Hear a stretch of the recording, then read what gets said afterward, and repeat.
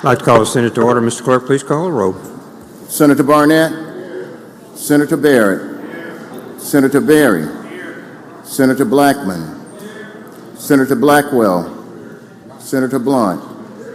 Senator Boyd. Senator Branning. Senator Brumfield. Senator Bryan. Senator Butler. Senator Carter. Senator Chazanov. Senator Chisholm. Senator DeBar. Senator Delano. Senator England. Senator Fillingane. Senator Frazier. Senator Harkins. Senator Hickman. Senator Hill. Senator Hobson. Senator Horn. Senator Jackson. Senator Johnson. Senator Jordan. Senator Kirby. Senator Latner. Senator McCon. Senator McClendon. Senator McMahon. Senator Michelle. Senator Norwood. Senator Parker. Senator Parks. Senator Polk. Senator Rhodes. Senator Robinson. Senator Seymour. Senator Simmons of the 12th. Senator Simmons of the 13th. Senator Sparks. Senator Suber. Senator Tate. Senator Thomas. Senator Thompson. Senator Turner Ford. Senator Whaley. Senator Wiggins. Senator Williams. Senator Younger. Mr. President, a quorum is present. Thank you very much, Mr. Clerk. Will the senators and guests in the gallery have a couple? Please rise for the invocation to be given by the Reverend Briggs Hobson. I'm glad y'all are awake this morning. Senator Hobson will be giving the blessing for us today. We appreciate him. The invocation will be followed by Senator Hill, Pledge of Allegiance. Briggs. Thank you. Let us pray. Father, we come before you this morning praising your almighty name. We also come pausing to thank you for the many blessings you've bestowed upon us individually and collectively as a Senate and as a state legislature. We are so thankful the ways that you've blessed our state. We ask that you protect our families at home. We thank you for our friends. We thank you for the good times in life, the laughter and the joy that we can share. And we also thank you for the difficult times, as hard as they may be, and how they strengthen us to serve you better. Lord, this morning we ask that you direct our paths in the things that we do here in the legislature for the benefit of the citizens of Mississippi. Give us wisdom, give us discernment, give us a peace and an understanding that transcends those things that we frequently see here in this Capitol. Help us to do your work always. We repent and we ask forgiveness of our sins, that we may become stronger servants for you. In Christ's name we pray. Amen. Amen. Will you join me in the pledge, please? I pledge allegiance to the flag of the United States of America and to the republic for which it stands, one nation, under God, indivisible, with liberty and justice for all. Thank you, Senator Hobson. Thank you, Senator Hill. Now the reading of the journal. Senator Polk, you're recognized. Thank you, Mr. President. Move the Senate dispense with the reading of the journal. Senator moves dispense with the reading of the journal. All in favor signify by saying aye. Aye. Opposed, no. The ayes have it. Message and petitions, Mr. Clerk. Mr. President, there are none. Committee reports. Senator Polk's recognized. Mr. President, move the Senate dispense with the reading of the committee reports. Senator moves dispense with the reading of committee reports. All in favor signify by saying aye. Aye. Opposed, no. The ayes have it. Next, the reading of the titles and bills and resolutions. Senator Polk, you're recognized. Thank you, Mr. President. I move the Senate dispense with the reading of the titles of the bills and resolutions. Senator moves to dispense with the reading of the titles and bills and resolutions. All in favor signify by saying aye. Aye. Opposed, no. The ayes have it. Introduction of gifts. Introduction of gifts, Senate. Senator McClendon, you're recognized for introduction, sir. Thank you, Mr. President. Today, I'd like for the Senate to recognize in the South Gallery a resident from DeSoto County, Lake Cormorant, Mississippi Walls area. On behalf of Senator Jackson, Senator Parker, and Senator Blackwell, and myself, if he'd stand, Mr. Alan Salt. Please stand, sir, and thank you for what you do for our county and state. Welcome, Alan.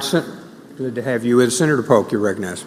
Thank you, Mr. President. I'd like to introduce our doctor of the day over here at the right, my right. This is Dr. Alan Martin. He's a family medicine practitioner, and he is with the Hattiesburg Clinic of Bellevue, which is my clinic, and he has helped me many times. So let's welcome Dr. Martin. Doctor. Glad to have you with us, Doctor. Thank you very much. Any other introductions? Senator Turner Ford, you recognize. Let's go. Thank you, Mr. President. I request floor privileges for Ms. Cheryl W. Turner and her guests. Privileges are granted. Sergeant at Arms, please escort the guests to the chamber floor.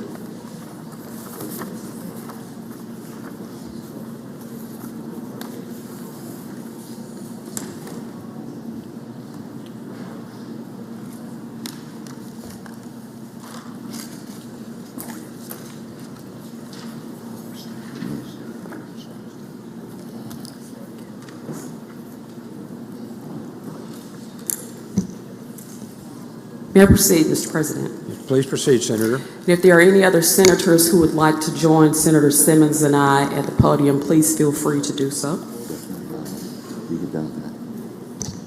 In every dawn's first tender light, she rises strong, embracing the fight, facing her fears, breaking the cage on life's vast and infinite stage.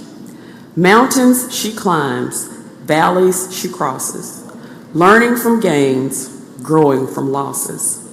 With every step, her spirit soars high, reaching for dreams, touching the sky.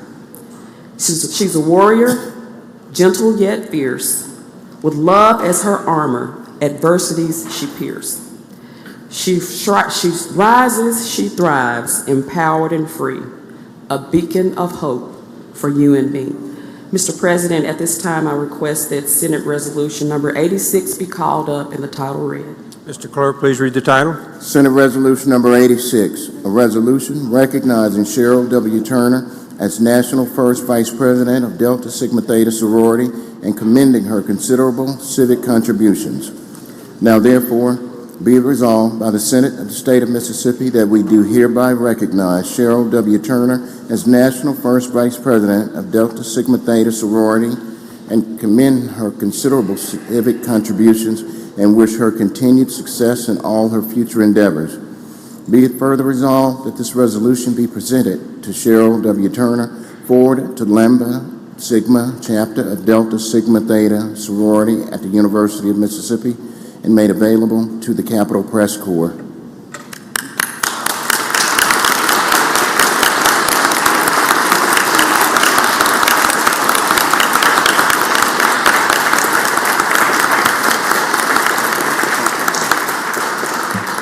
Thank you, ladies and gentlemen. Now, to place this commendatory resolution in proper perspective, I must share with you that Delta Sigma Theta Sorority Incorporated is an organization that consists of over 350,000 members in over 1,000 countries, such as the Bahamas, Bahrain, Qatar, the United Kingdom, and the United States, to name a few. Sarah Turner is a state retiree, PERS recipient. She has degrees in forensic chemistry and also a Master of Public Administration. She also holds a continuous readiness certification from the Joint Commission on Accreditation of Healthcare Organizations. Always striving to be better and to do more, Sarah Turner was the first Mississippian to be elected as the director of the Southern Regional Conference of Delta Sigma Theta Sorority Incorporated since its inception in 1926. Sarah Turner is most proud of her family, her son Jared, her daughter-in-law Sharonda, and her grandchildren Kaylin and Ian. And today, Sarah Turner is joined by her son Jared, if you could just wave to us, her brother, Vernon Weekly, Wanaka Taylor, first Vice President of Jackson, Mississippi Alumni Chapter, Dr. LaToya Reed, second Vice President, and a host of members of JMAC and other surrounding chapters. So on behalf of Lieutenant Governor Hoseman, Senator Serena Simmons, and myself, we present to you Senate Resolution number 86. And at this time, I request that Sar Turner be allowed to address the Mississippi State Ms. Senate. Turner, you're recognized to address the Senate. Good morning. Good morning. I am indeed honored to be with you today. Thank you, Lieutenant Governor Hoseman, and all the distinguished women and men of the Mississippi State Senate. I also want to thank Senator Angela Turner Ford and Senator Sarita Simmons for providing and recognizing me, my sorors. Thank you as well for your service all to the state of Mississippi. As the National First Vice President of Delta Sigma Theta Sorority Incorporated, I represent over 1,000 chapters, collegiate and alumni, in also 14 countries. We boast a membership of over 350,000 initiated members, 10,000 of which are your constituents. We are an organization committed to scholarship, sisterhood, service, and social action. Therefore, I would be remiss if I did not use this timely opportunity and platform to address very important social issues that impact not only my sorors standing here, but also the citizens of Mississippi. As members of Delta Sigma Theta, we take an active interest in the welfare of our country, using our influence toward the enactment of laws for the underserved. In doing so, our mission is to advocate for all human beings. As such, you are in the midst of deciding some of the most critical issues of our state's history: Medicaid expansion and the increase of per pupil expenditure for public school children. Because we are obligated to speak up for or against the enactment of laws that impact lives, we encourage each of you to do the right thing. Take action before you leave these halls and increase both healthcare access and education funding, ensuring a successful and prosperous Mississippi in years to come. This is a legacy moment for all of us to speak up, stand up, and vote for laws that directly improve the quality of life of our citizens. Anything less would be dishonorable. Although Delta Sigma Theta is a 501c7 organization, partisanship is of no concern to us. However, these issues are nonpartisan and are utmost importance for the health, well-being, and safety of all Mississippians. Again, I thank you for this recognition. Thank those who have supported these efforts, and I encourage others to take the same just stand for all the citizens of Mississippi. Thank you so much.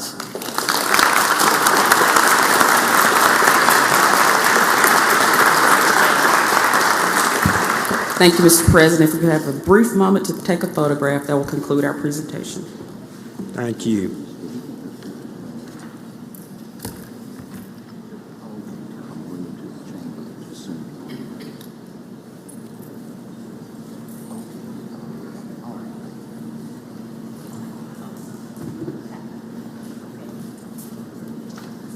Thank you. Thank you.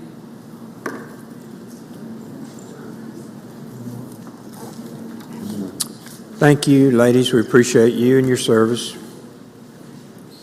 Thank you, Ms. Turner. Thank you. We're working on PERS. Senator Barnett.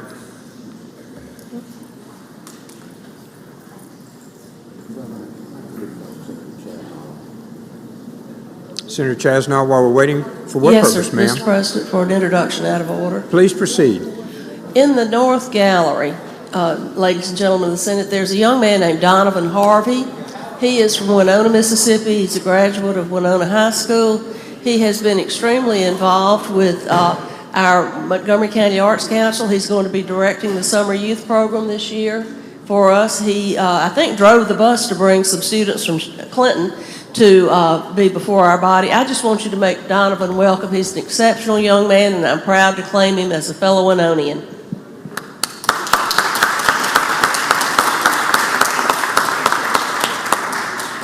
Thank you. Thank you for your work. All right.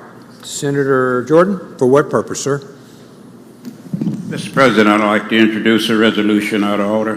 Please proceed. All right, Senator Barnett.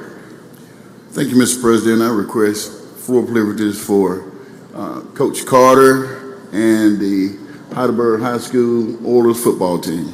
Seeing no objection, they're granted. Sergeant at Arms, please escort the guests to the chamber.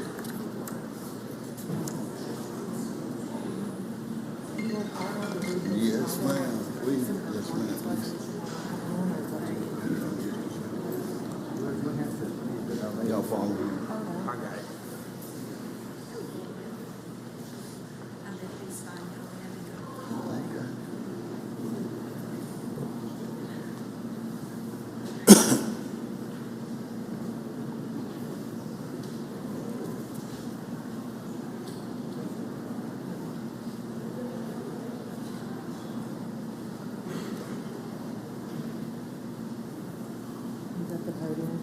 When he comes on. Mr. Clerk, would you read Senator Jordan's for us while we're aggregating here? Mourn the passing of Jackson State football star and Mississippi Valley State football coach Archie the Gunslinger Cooley. Thank you, Mr. Clerk. All right, Senator, I think we're all in. Thank you, Mr. President. It's a pleasure to have with me these young men and this coach for outstanding football season. I know normally that we're here to congratulate those who won a state championship. However, that didn't happen in our case, but for the first time in our school history, we've ever won the South State Championship. And even though we have had many great football players and many great coaches, as a matter of fact, one who was just mentioned in the resolution that Senator Jordan just introduced was coach at my school there, of course, with Coach W.C. Jones, but we've had players from my high school like Darryl Terrell, who played with the New Orleans Saints, and several others, but this year was probably one of the best years that we've had at my high school. And that's the reason why we have these young men here today, because they, whether they know it or not, made history by becoming the first football team that we've had to get to this level in our high school championship. So, Mr. President, with that being said, I ask that the proclamation be read. Mr. Clerk, please read the resolution. Mississippi State Senate, Lieutenant Governor C. Delbert Holzman Jr. is President of the Senate, and Senator Juan Barnett extend the congratulations of the Mississippi Senate to the Heidelberg High School Oilers football team and head coach Daryl Carter.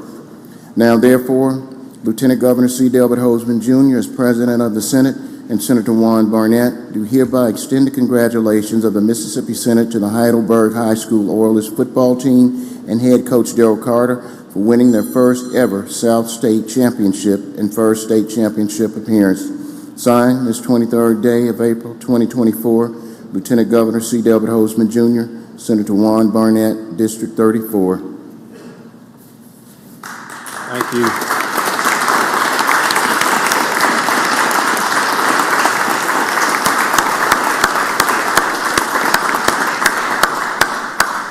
Thank you, Mr. President. I request to let Coach Carter be allowed to address the Mississippi State Senate. Coach, you're recognized to address the Senate. Thank you. On behalf of everyone, Senator Barnett, and just everyone involved, on behalf of Heidelberg High School, my superintendent, Ms. Nadine Arrington, our overall school district in general, the absence of our football staff that wasn't able to come, but everybody played a major part in this, and not just us on the field and us coaching these young men, but the parents and just the community overall, and even the ones like Mr. Barnett, that supported it. So we're looking forward to making this trip again and having that gold ball. So we want to thank y'all and thank everyone that was involved. Thank you. Thank you, Coach.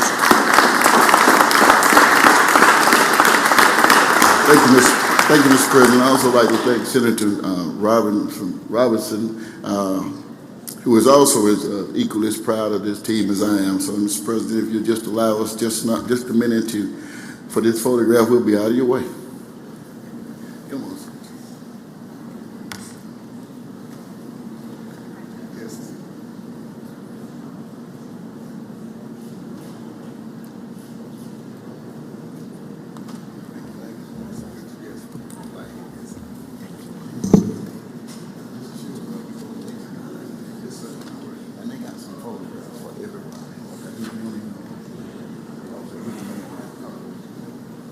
Thank you, Coach Carter. Congratulations to you and your team.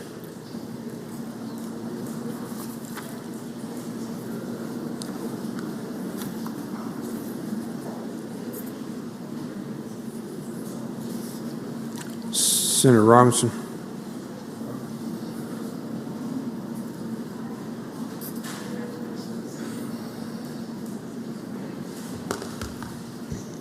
Thank you, Mr. President. Mr. President, I ask for permission for floor privileges for Chief Joby Moss and guests on the occasion of his military retirement. Privileges are granted. Sergeant at Arms, please escort the guests to the chamber floor.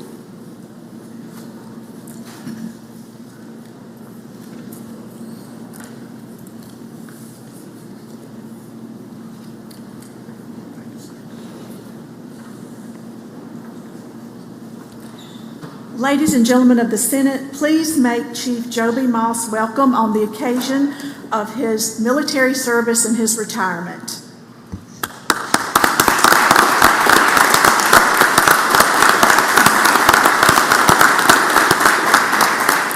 Mr. President, may I have the title of the proclamation read? Clerk, please read the title. Senator Robin J. Robinson extends congratulations to Chief Warrant Officer 4 Joby N. Moss upon the occasion of his retirement as Chief Warrant Officer 4 with the U.S. Army. Chief Moss is a lifetime alumni member at Jones College, where he was recently inducted into the Athletic Hall of Fame. His military awards and decorations include the Legion of Merit, Defense Meritorious Service Medal, the Meritorious Service Medal, 4th Award, the Army Commendation Medal, 2nd Award, the Army Achievement Medal, 5th Award, the Army Good Conduct Medal, the Army Reserve Components Achievement Medal, the National Defense Service Medal, the Afghanistan Campaign Medal with 2 campaign stars, the Global War on Terrorism Expeditionary Medal, the Global War on Terrorism Service Medal, the Armed Forces Service Medal, the Humanitarian Service Medal, the Military Outstanding Volunteer Service Medal, the Armed Forces Reserve Medal with M device, the Non-Commissioned Officer Professional Development Ribbon, 3rd Award, the Army Service Ribbon, the Overseas Service Ribbon, 3rd Award, along with multiple state awards.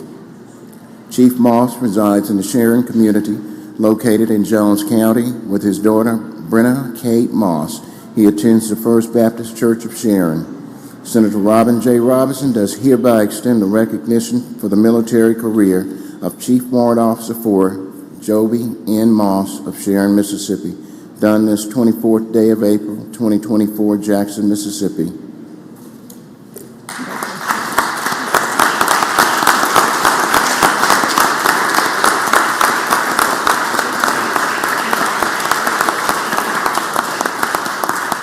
Mr. President, I'd like to introduce the guests here. I thank Senator Barnett for being part of this. He is U.S. Army, and we're thankful for your service, Senator Barnett. And standing beside him is Command Chief Warrant Officer for Mississippi, Chief Donnie Dukes, and this is Joby, whom you met, and to his right is Corey Smith, a family member. And just to add to what the proclamation said, Chief Warrant Officer Joby Moss retired from active duty from the National Army Guard with over 22 years of service, and he ended his service as the National Guard's Officer Personnel Manager.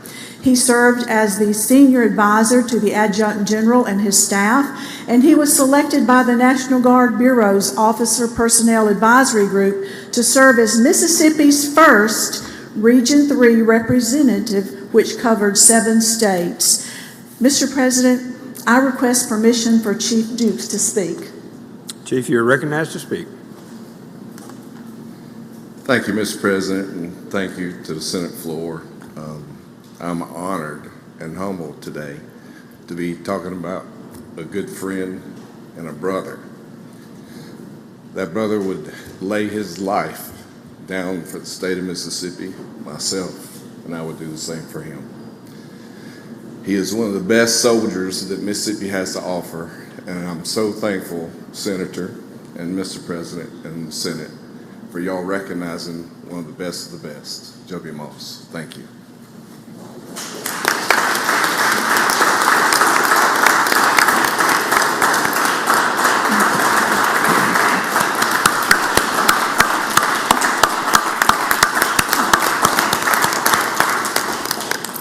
Thank you, Mr. President, and we'll take a quick photograph, and then we will be out in the lobby. Is Mr. Moss going to speak? Would you like to say a few words? Mr. Moss, you're recognized. It's your day. Thank you, Mr. President. Thank y'all, and I'll say this, it was an honor to serve for our great country and our great state in both avenues of multiple deployments and even the emergencies that the state had. I deployed for those as well. But I go further after my retirement, and I serve the state working with Child Protection Services. So I'm a servant, and thank God for the blessings that He's given me. And thank y'all.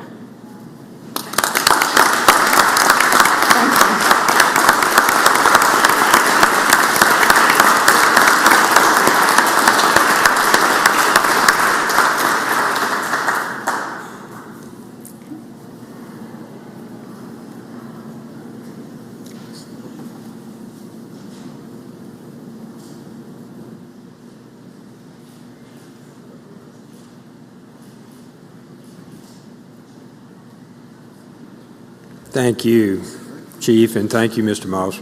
We're real proud of you, your military service, and your service to the state at Child Protective Services. Thank you. Thank you, Mr. President. Thank you, Senator Frazier.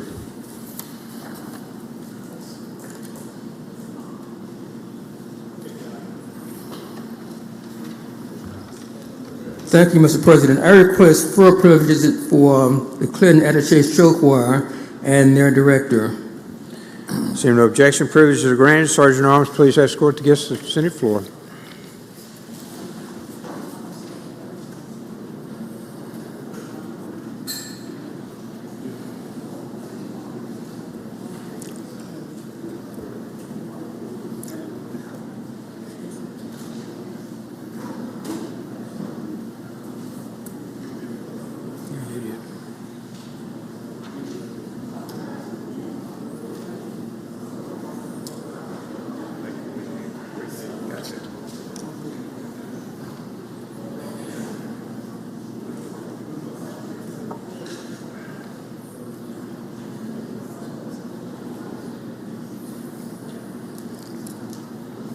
Mr. President, this Attaché Show Choir is from Clinton, Mississippi. And if you look in the balcony, the gallery is surrounded by greatness. In the 2024 season, they secured their 100th Grand Championship win. And also since 2014, they have not lost anything. They've been winning Grand Championship 29 straight times. This is the longest win streak of any show choir in America. And the Attaché Choir is under the direction of David and Mary Fair, and we really appreciate what they've been doing over the years. Mr. President, please have the proclamation read. Mr. Clerk, please read the proclamation. Mississippi State Senate, Senator Hillman T. Frazier extends the congratulations to Clinton High School's Attaché Show Choir upon winning its 100th Grand Champion title. Senator Hillman T. Frazier does hereby recognize and commend the inspirational, artistic, and creative achievements garnered by the Attaché Show Choir, whose 100th Grand Champion title has brought honor to Clinton High School, the city of Clinton, and to the state of Mississippi. Done on this 24th day of April 2024, Jackson, Mississippi, Senator Hillman T. Frazier, District 27.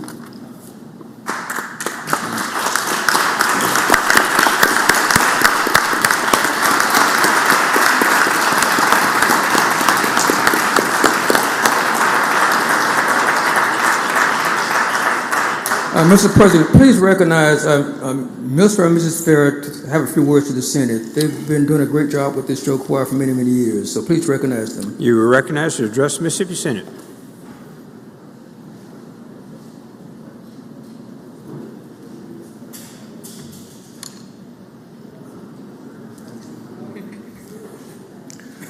Thank you so much. We sure appreciate it.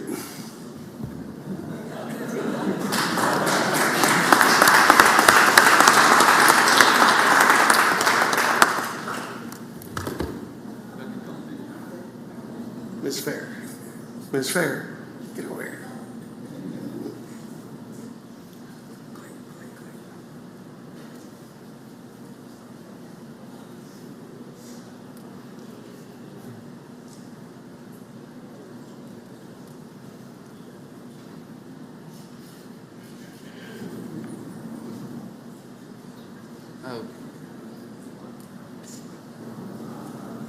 Yeah, come on.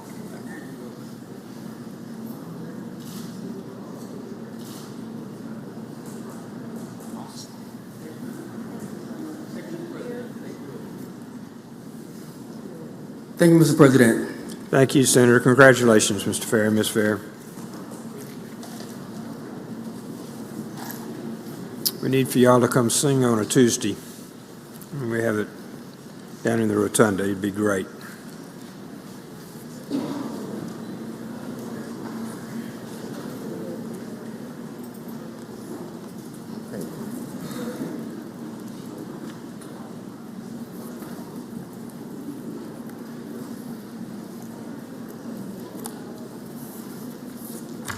Okay, we're starting on the calendar. Senator Harkins. Thank you, Mr. President. My motion is we take items 1 through 7 in block. Senate 1 through 7 in block. One moment, please, for everyone to look. 1 through 7. Thanks.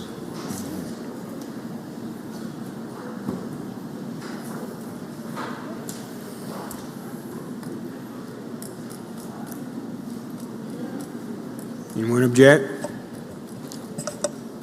In block, all in favor signify by saying aye. Aye. Opposed, no. The ayes have it. Senator Harkins. I'd like to have the title read on items 1 through 7. Please read the titles. Senate nomination number 36, Derek Royce Arrington, Hattiesburg, Mississippi State Bond Attorney, term effective January 9, 2024, and runs concurrent with the governor's second term of office. Senate nomination number 53, Carolyn Q. Bodler, Florence, Mississippi, Mississippi Business Finance Corporation, as an individual associated with small business, 6-year term effective April 1st, 2024, and ending March 31st, 2030. Senate nomination number 54, Brian A. Pugh, Starkville, Mississippi, Mississippi Home Corporation, 6-year term effective April 24, 2024, and ending April 30th, 2030, representing the 3rd Supreme Court District. Senate nomination number 86, Anthony Lynn Tony Jones, Olive Branch, Mississippi, Mississippi Home Corporation, 6-year term effective May 20th, 2024, and ending May 23rd, 2030, representing the 3rd Supreme Court District.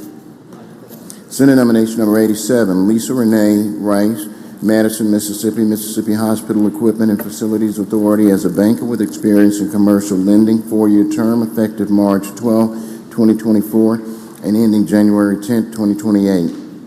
Senate nomination number 102, David A. Jackson, Ridgeland, Mississippi, Mississippi Hospital Equipment and Facilities Authority, as a representative of 1st Supreme Court District, 4-year term effective July 1st, 2024, and ending June 30th, 2028. Senate nomination number 108, Christopher Daniel Chris Sanders, Holly Springs, Mississippi, Mississippi Hospital Equipment and Facilities Authority, as a representative of 3rd Supreme Court District, 4-year term effective July 1st, 2024, and ending June 30th, 2028. Mr. President, my motion is that we do advise the consent on all these nominees. They all are reappointments, and there were about 3 or 4 of them that needed to file statements of economic interest. All of them have done so, so they are all updated, and there were no derogatory information. They did appear, these are reappointments, and so my motion is we do advise the consent on items 1 through 7. Questions? Questions? Use of the morning roll call has been requested. Anyone object to the procedure? Court is voting no. Present. All are confirmed unanimous by use of the morning roll call. Senator Harkins. I'd like to go to item 8, Senate nomination number 24, and have the title read. Mr. Clerk, please read the title. Senate nomination number 24, William V. Bill Court, Mississippi Executive Director of the Mississippi Development Authority. Term is effective December 12, 2023, and the appointee shall serve at the pleasure of the governor. My motion is that we do advise the consent on the nomination of Bill Cork. He appeared before the committee, gave us a pretty good explanation of where MDA is right now and what they're focused on, and obviously we've had a lot of successful projects here recently.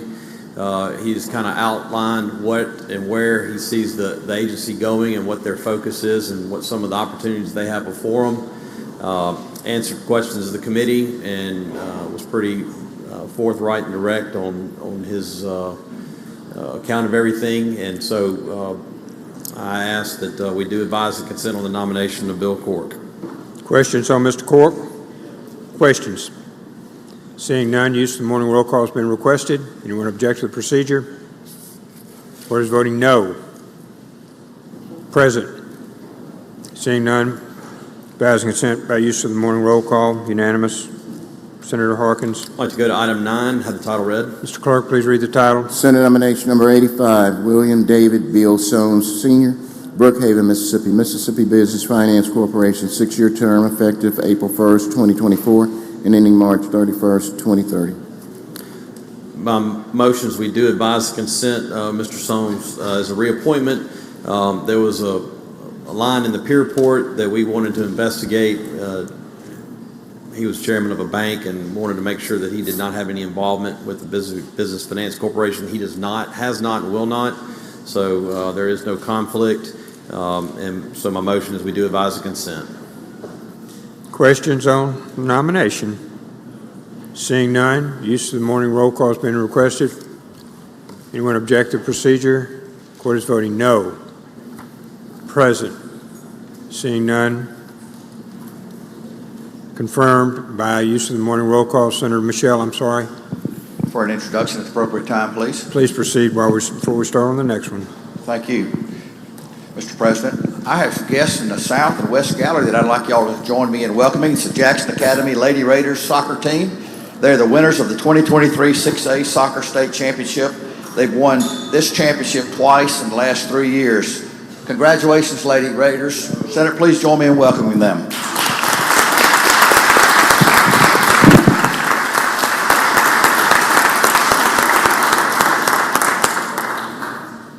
Congratulations, y'all. I know that's very hard. Real proud for y'all. Okay, Senator Harkins, we're back on item 10, sir.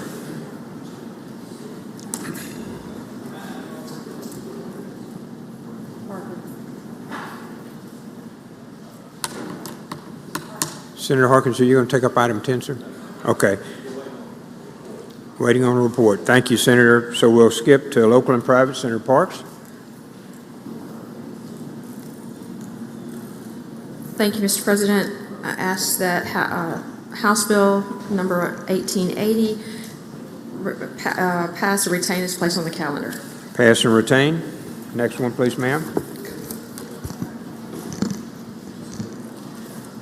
Thank you, Mr. President. Ask that House Bill number 4115, the title be called up and read, please. Mr. Clerk, please read the title. Item 12, sir. House Bill number 4115, City of Durant, authorize a tax on restaurants to promote tourism, parks, and recreation. Make the usual motion. Senator makes the usual motion. All in favor signify by saying aye. Aye. Opposed, no. The ayes have it. Please proceed, Senator. Just as the title read, this is requiring or requesting and authorizing the City of Durant to levy a 3% tax, which would go to tourism and recreation and parks. This does require a 60% vote by the people, and it will repeal in 2028. Happy to answer any questions. Questions on the bill? Seeing none. Ask for passage of the morning roll call. Use of the morning roll call has been requested. Anyone object to procedure? Court is voting no. Present. Seeing none, the bill passes by use of the morning roll call. Unanimous. Senator. Thank you, Mr. President. Ask that we go to House Bill number 1646 and ask the title be read. Mr. Clerk, please read the title. House Bill number 1646, City of West Point, extend repeal on authority to levy tax on hotels, motels, and restaurants for tourism and parks and recreation. This is simply extending the repealer for West Point on the hotel, motel, restaurant, and it will be the repealer for 2028. Happy to answer any questions. Questions on the bill? Seeing none, we're ready for your motion, Senator. Passage on the morning roll call. Use of morning roll call has been requested. Anyone object to procedure? Court is voting no. Present. Seeing none, bill passes unanimously by use of the morning roll call. Item 14, Senator. Ask that House Bill 1776 be called up and the title be read. Mr. Clerk, please read the title. House Bill number 1716, Jackson County, authorize contributions to various organizations. Make the usual motion. The Senator makes the usual motion. All in favor signify by saying aye. Aye. Opposed, no. The ayes have it. Please proceed. This is authorizing an annual contribution in the amounts not to exceed for the Home of Grace, $25,000. Mary O'Keefe Cultural Center, $20,000. Pascagoula River Audubon Center, $10,000. United Way for Jackson, George counties, $10,000. Lighthouse Academy for Dyslexia for $10,000. This will repeal in 2028. Happy to answer any questions. Questions on the bill? If no questions, passage on the morning roll call. Use of the morning roll call has been requested. Anyone object to the procedure? Court is voting no. Hill, present. Anyone else? Anyone else? Bill passes by use of morning roll call. One Senator Hill present. 15 Senator. Ask that House Bill number 1720 be called up and the title be read. Mr. Clerk, please read the title. House Bill 1720, City of Pontotoc, extend repeal on authority to levy tax on hotels, motels, and restaurants. Make the usual motion. Senator makes the usual motion. All in favor signify by saying aye. Opposed, no. The ayes have it. Please proceed, Senator. This is simply a repealing in 2028. I'm happy to answer any questions. Questions on the bill? If no questions, passage on the morning roll call. Use of morning roll call been requested. Anyone object to the procedure? Court is voting no. Chisholm, no. Hill, present. Anyone else? Anyone else? Seeing none, the bill passes by use of morning roll call. Senator Chisholm, no. Senator Hill, present. Mr. Clerk, 16, Senator. Ask that House Bill 1743 be called up and the title be read. Mr. Clerk, please read the title. House Bill number 1743, Humphreys County, authorize a contribution to the Fannie Lou Hamer Cancer Foundation. Make the usual motion. Senator makes the usual motion. All in favor signify by saying aye. Opposed, no. The ayes have it. Thank you, Senator Sparks. This is simply authorizing for an annual $5,000 to be donated to the Fannie Lou Hamer Cancer Foundation annually. Happy to answer any questions. Questions on the bill? Seeing none, use of the morning roll call has been requested. Anyone object to the procedure? Court is voting no. Present, Hill. Present, Chisholm. Anyone else? Anyone else? Bill passes by use of the morning roll call. Senator Hill and Senator Chisholm present. 17, Senator. Ask that House Bill 1752 be called up and the title be read. Mr. Clerk, please read the title. House Bill number 1752, City of Fulton, extend date of repeal on hotel motel tourism tax. Make the usual motion. All in favor signify by saying aye. Opposed, no. The ayes have it. This is simply, again, a repealer, extending a repealer of repeals in 2028. Happy to answer any questions. Questions on the bill? No questions. Passage on the morning roll call. Use of the morning roll call has been requested. Anyone object to the procedure? Court is voting no. Chisholm, no. Hill, present. Anyone else? Anyone else? Passed by use of morning roll call. Senator Chisholm, no. Senator Hill, present. 18. Thank you, Mr. President. Ask that House Bill number 1758 be called up and the title be read. Mr. Clerk, please read the title. House Bill number 1758, Jefferson Davis County, increased portion of oil and gas severance tax that may be utilized for garbage collection and disposal. As the title reads, it's authorizing $350,000 of the oil and gas severance tax to be defrayed for the cost of garbage collection and disposal. Happy to answer any questions. No questions. Passage on the morning roll call. Use of the morning roll call has been requested. Anyone object to the procedure? Wish to be, of course, voting no. Chisholm, no. Anyone else? Anyone else? Passes by use of the morning roll call. Senator Chisholm voting no. Number 19. Thank you, Mr. President. House Bill number 1931 be called up and the title be read. Mr. Clerk, please read the title. House Bill number 1931, Greene County, extend repeal date on assessments in Justice Court. As the title reads, this is simply a repealer for the $15 assessment on Justice Court. Happy to answer any questions. Questions on the bill? If no questions, passage on the morning roll call. Seeing no questions, use of the morning roll call has been requested. Anyone object to the procedure? Court is voting no. Present. Seeing none, bill passes unanimously by use of the morning roll call. Number 20, Senator. Thank you, Mr. President. Ask that House Bill number 1948 be called up and the title be read. Mr. Clerk, please read the title. House Bill 1948, City of Olive Branch, authorize expenditure of funds to establish industrial, technological, or educational park or parks within. Make the usual motion. Senator makes the usual motion. All in favor signify by saying aye. Opposed, no. The ayes have it. Please proceed. This is simply allowing the City of Olive Branch to enter into agreement for economic development purposes in the areas as called out in the title. And it would allow them to, regarding bond authority. Happy to answer any questions. Questions on the bill? If none, passage on the morning roll call. Passage on the morning roll call has been requested. Anyone object to the procedure? Court is voting no. Present. Chisholm, present. Anyone else? Anyone else? Passed by use of the morning roll call. Senator Chisholm, present. 21, Senator.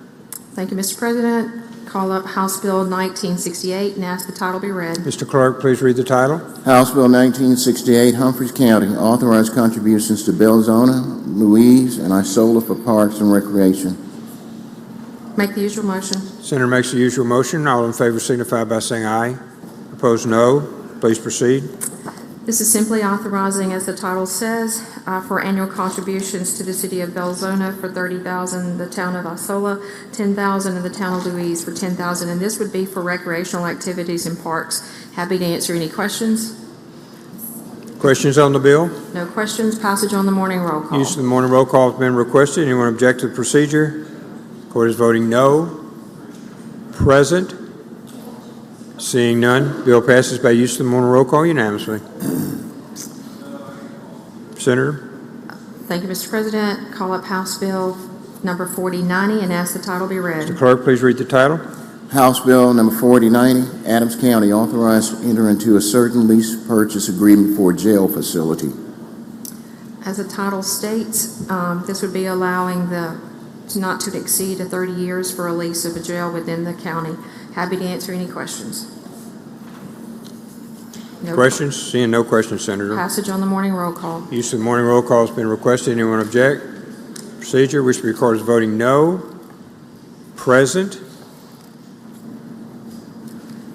Seeing none, thank you, Senator Parks. Bill passes unanimously by use of the morning roll call. Motion to reconsider. Senator Hobson, pass. For concurrence or non-concurrence, Senator Hawkins, pass and retain. 24 and 25, Senator Johnson, pass and retain. 26 and 27. We move quickly to in-conference appropriations. Those are pending. So you can go over to page 19. We'll pick up there, Senate. Filling game.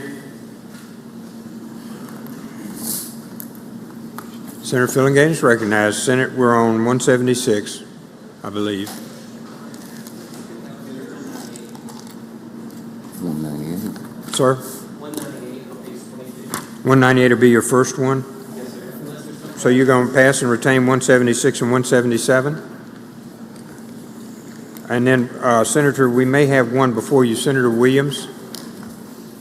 You're not taking up 178? So you pass and retain, sir? Pass and retain. All right, which one were you, Senator Fillingham? All right, 179 to 185. I see none. 186, 187. Okay, Senator, you're on 188, sir? 198 on page 22. All right, one moment. 188 to 193 obtain their place on the calendar. 194 to 197. Okay, Senator Fillingham, we're to you, 198. Thank you, Mr. President. I'd like to get the item called up and have the title read. Mr. Clerk, please read the title. House Bill number 903, machine gun, provide crime for conversion to. The motion is going to be that we do adopt the conference report, and I'm happy to explain it, Mr. President. Mr. Clerk, please. I'm sorry. You're recognized to explain, sir. Thank you, Mr. President. You already have it on the calendar there. It's right. Go ahead. So this is the conference report dealing with the machine gun conversion that you've heard about a couple of times before this session. If you look at lines 7 through 10, it essentially states the purpose of the bill: any person who manufactures, possesses, or uses a machine gun conversion device and who is not otherwise authorized by federal law to manufacture, possess, or use a machine gun conversion device shall be guilty of a felony. Then it defines what the machine gun conversion is on lines 13 and following, and it basically is intended as a device that is applied or added to the gun that's intended to convert a semi-automatic firearm into a machine gun. And if you flip over to the second page, it gets into the penalties. It says that in lines 25 through 28, for a first offense, the violation of this act shall be guilty of a felony and shall be sentenced to imprisonment for a term of not more than 10 years and fined not more than $10,000 or both. And then for a second or subsequent offense starting on lines 29 through 33, it details the penalties there for a term of not more than 15 years or fined not more than $20,000 or both. And then there's a naming provision on lines 34 and 35 of this bill for an officer from down in South Mississippi that was killed in the line of duty by a violent offender who used this device. The name is Jeremy Todd Malone Law. That is what this bill does. I'm happy to answer any questions.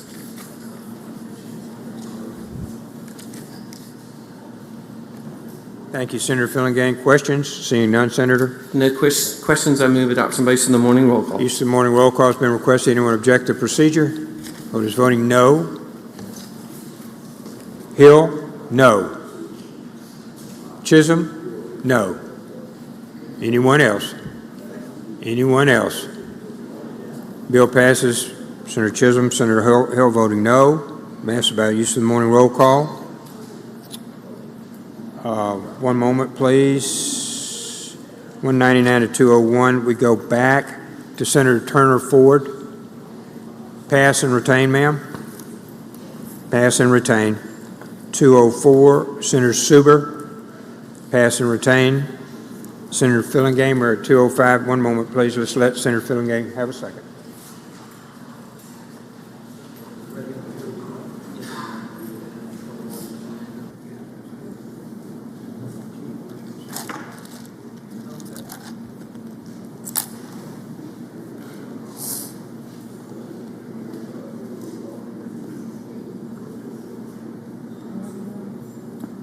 Ma'am. Fillingham's talking with a representative. 203. You're recognized. Thank you, Mr. President. I'd like to go to item number 205, called up and have the title read. Mr. Clerk, please read the title. House Bill 1126, Walker Montgomery, Protecting Children Online Act, established to protect minors from harmful content. Thank you, Mr. President. The motion is going to be that we do adopt the conference report. I'm happy to explain it. You're recognized to explain the conference report. Thank you, and I would like to thank my conferees, in particular Senator Williams, for all of his hard work on this particular bill. He has really taken the lead, and Senator Barr as well. This is the Walker Montgomery Protecting Online Children Act, and it really speaks to some situations that unfortunately can happen when young people get onto these platforms, onto these social media sites, and their parents don't know about what the children are seeing and who they're speaking with and what information they're being provided.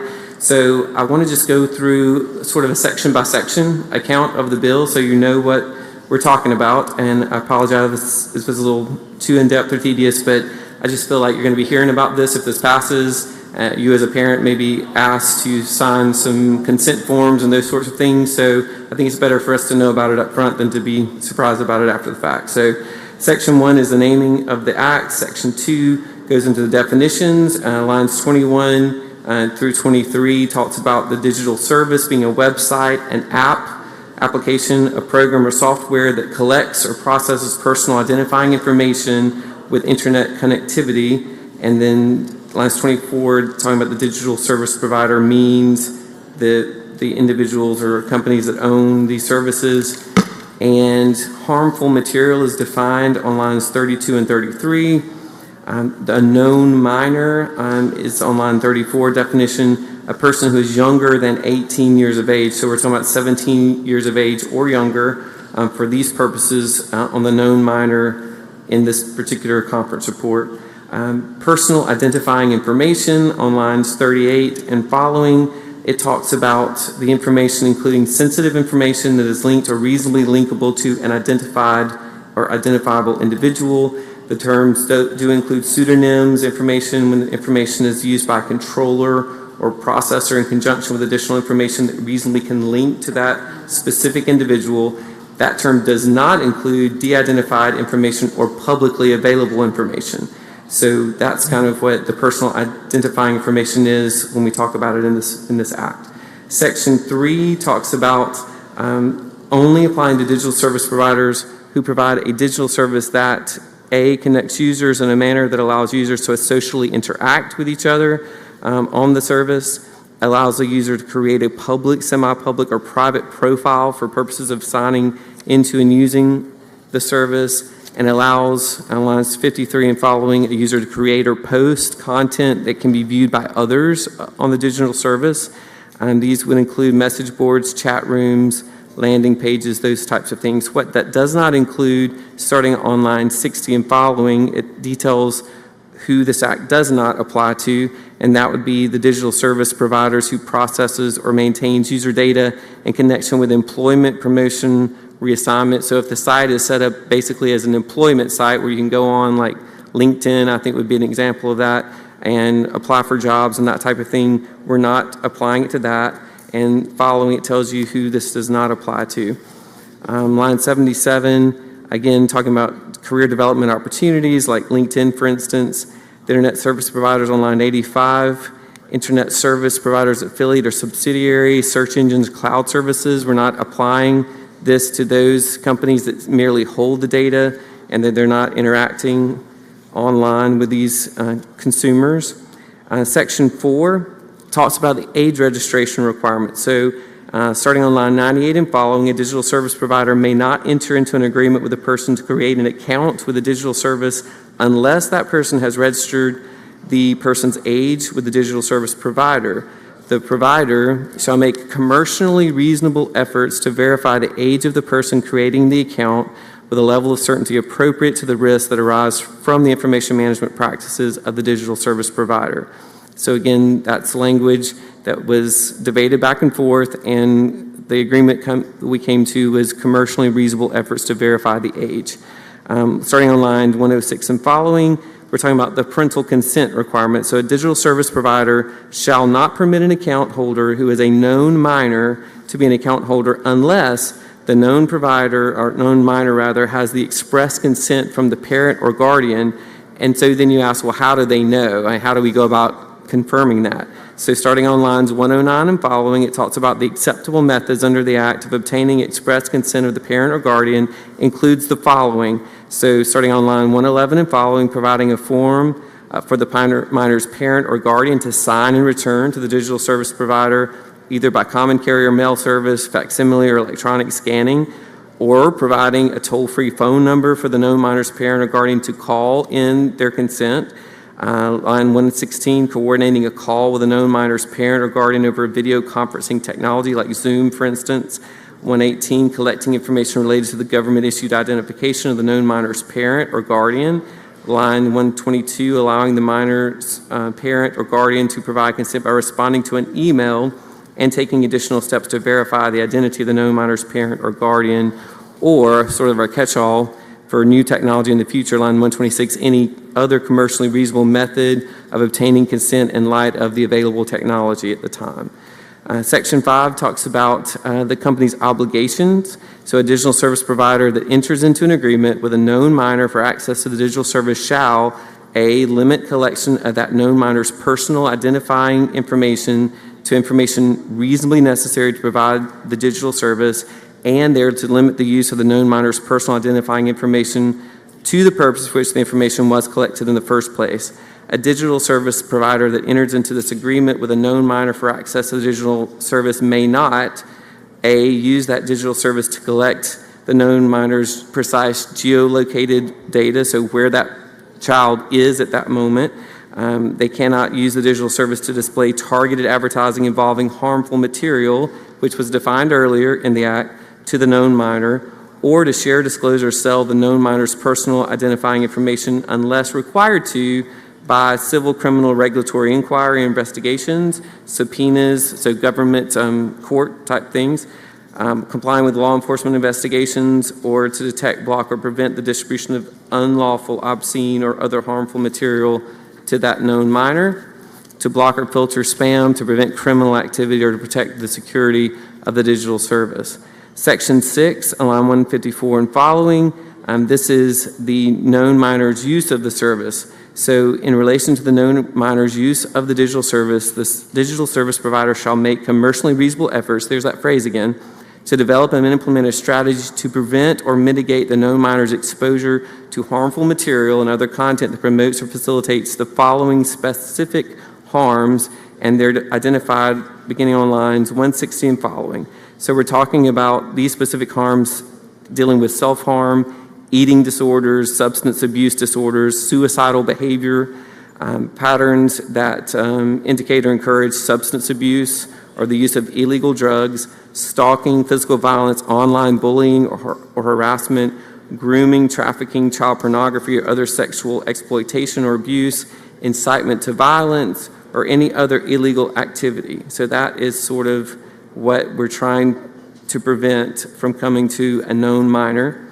Nothing in that subsection 1 shall be construed to require a digital service provider to prevent or preclude, in line 173 and following, any known minor from deliberately or independently searching for or specifically requesting specific content. So this is for unknown content flowing to them. If the minor gets on there after they're legally approved by the guardian or parent, it's not the company's responsibility to keep them from typing in a specific search. I mean, at some point there has to be the parental oversight to watch what their kids are looking at if they have allowed them to sign on and to log in.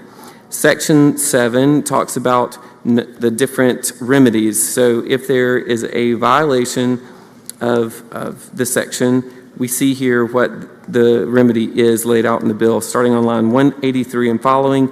If the digital service provider violates the act, the parent or guardian of a known minor affected by the violation may bring a cause of action seeking a declaratory judgment under Rule 57 of the Mississippi Rules of Civil Procedure or an injunction against the digital service provider. There would be no class actions allowed on lines 189 and 190. So the rest of the sections are really just basically conforming legislation to this act. So Section 8 deals with what is known as unfair methods of competition affecting commerce. And so you'll see way over on lines 250 and through 254 that conforming language for unfair commercial practices, including the provisions of this act. Also on Section 9, bringing these code sections into compliance with this law on lines 282 through 290. We're talking about a new definition called a morphed image. This means any visual depiction or representation, including any photograph, film, video, picture, or computer-generated image or picture, whether made or produced by electronic, mechanical, simulated, or other means of sexually explicit conduct, where such visual depiction or representation has been created, adapted, or modified to appear an identifiable minor is engaging in sexual conduct or sexually explicit activity to appearing in a state of sexually explicit nudity.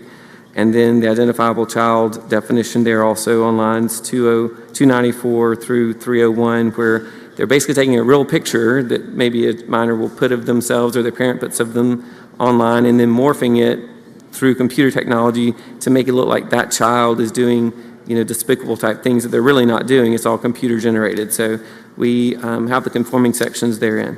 That is a not so brief explanation of this bill, but I wanted to be thorough. So any questions, I'm happy to try to answer.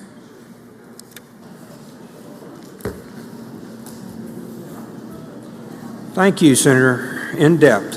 Questions? Questions on the bill? If no questions, I'll move adoption by use of the morning roll call. Use of the morning roll call has been requested. Does anyone object to the procedure? Cause voting no. Present. Bill passes by use of the morning roll call. Thank you, Senator Fillingane. Senator England? Turner Ford. I'm sorry, 1 second. Senator Turner Ford is present. Anyone else? Bill passes by use of the morning roll call. Senator Turner Ford present. Okay. Senator England, pass and retain. Next one filed would be Senator Boyd. Senator Boyd, pass and retain. Thank you, ma'am. Go to page 24, Senate. None have been filed there. Just one second, please. 25, none have been filed there. 26, none have been filed there. I get to in-conference general bills. First, Senator Branning. Senator Branning is recognized. Thank you, Mr. President. I'd like to go to item number 232 on today's calendar, House Bill 1681. Have the title read, please. Mr. Clerk, please read the title. House Bill number 1681, Memorial Highways, designate segment of Mississippi Highway 513 in Clark County as Lance Corporal Mac Hamburg, MSMC Memorial Highway. I'd like to be recognized to explain the conference report, You're please. recognized to explain the conference report, Senator. The only change that we made in this bill was we corrected the spelling of the town of Eupora. Everything else remains intact. All the memorial highways are there as you saw it when we came through the Senate with the bill the first time. So happy to answer questions. Otherwise, I move final passage of the conference report on the morning roll call.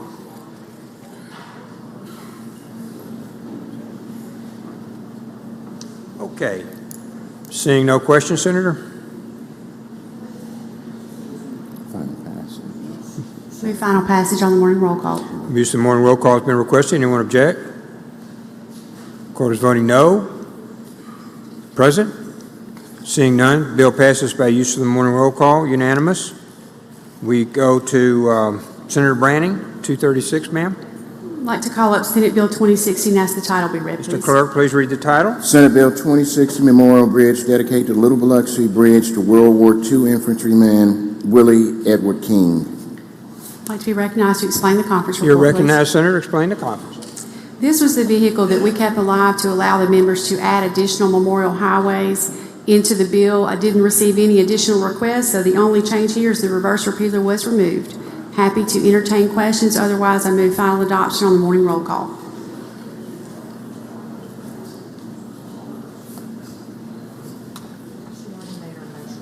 Thank you. Seeing no questions, use of the morning roll call has been requested. Object to the procedure. Voting no. Present. Bill passes unanimously by use of the morning roll call. Thank you, Senator Branning. We go to 28 Senate. Senator Boyd. Senator Boyd. Pass and retain. Pass and retain Senator Boyd on 244. We go to 247 Senate. Senator Barnett. Senate, we're on 247, page 29. Thank you, Mr. President. I actually called up item number 247 on today's calendar and have the title read. Mr. Clerk, please read the title. Senate Bill number 2445, Correctional System Programs Extend Repealers. Thank you, Mr. President. I'd like to be recognized to explain the conference. You're recognized to explain the conference report, Senator. Thank you, Mr. President. The report that we have before us today, ladies and gentlemen, is an extension of a pilot program that we started at CMCF. And this pilot program that we started was a success. Would allow up to 25 individuals to be allowed to go to work on a daily basis. 50% of their monies was used to keep in a savings account for them. 25% of their money was used to pay fines, fees, and restitution. 15% of their money would go back to MDOC, and 10% of their money they was able to keep in their pocket to buy things around the facility. And what we did this year, Mr. President, at the request of some local sheriffs and the regional jails, because of the successes, this was that we added Hines County to this, and we also added all of the regional facilities as well, because they were impressed with how the pilot program went, and they also saw how it would benefit the labor pools in all of our communities. And Mr. President, that's an explanation of the conference report, and would like to answer any questions that there may be in it this time.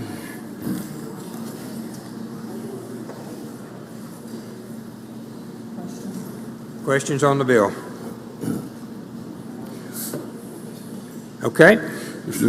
One moment, Senator Barrett. For what purpose, sir? Question. Question on the conference, please. You're recognized, Senator. Thank you, Mr. President. Thank you, Mr. Chairman. I like this bill, and my question is this optional or mandatory for the sheriffs? This is optional for the sheriffs at the regional facility. Yes. Thank you. Other questions? Seeing none, Senator, we're ready for your motion. Thank you, Mr. President. I ask for passage of the conference report based on the morning roll call. Use of morning roll call been requested. Anyone object? Wish to record as voting no. Present. Bill passes by use of morning roll call. Thank you, Mr. President. Thank you, Senator Barnett. We'll go to Senator England. Pass and retain. 250. Page 30. 31. See, you need just a second. 32. Senate, if there is anyone, we'll go to the general calendar. The general calendar.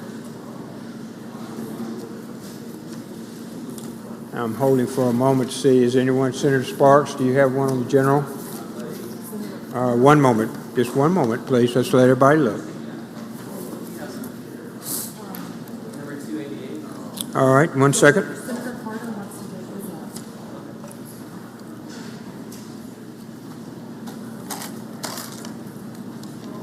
Senator Fillingame, you want to go first, and then Senator Carter has one, I think. Senator Fillingame, you recognize us way the rules. Thank you, Mr. President. I'd like to go to item number 288, called up and have the title read. Mr. Clerk, please read the title. Senate Bill number 2015, Suffrage, restore suffrage to Vito Kyles.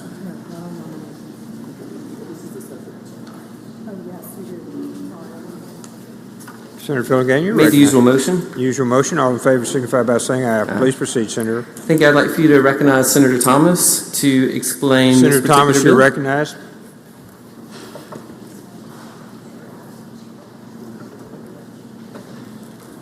Thank you, Mr. President.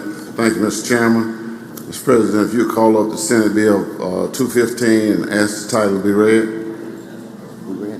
You already did? Okay. I'm ready to go then. This is an act to restore the suffrage of Mr. Vito Kyles of Yazoo City, Yazoo County, Mississippi.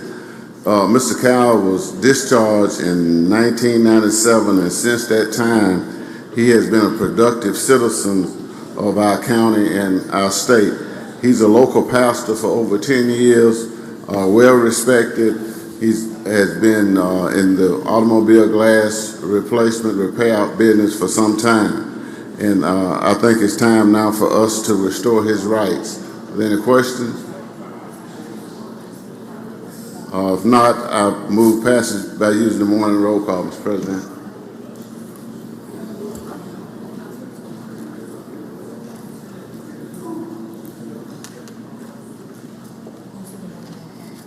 Okay, Senator, we're ready for your motion. President, I move that we would pass passage by using the morning roll call.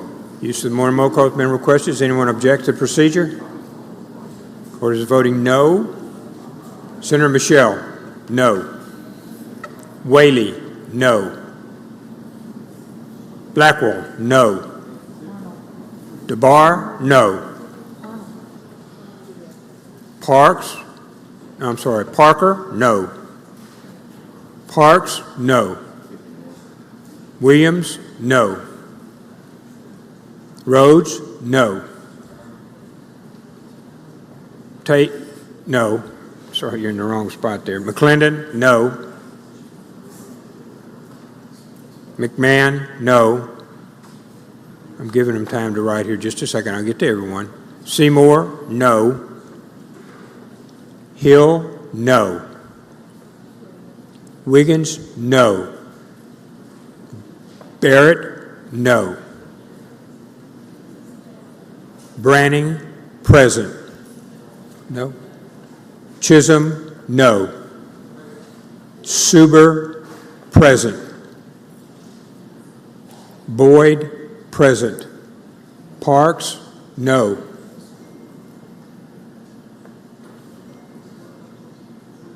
Anyone else? Present. Berry. Present. Carter.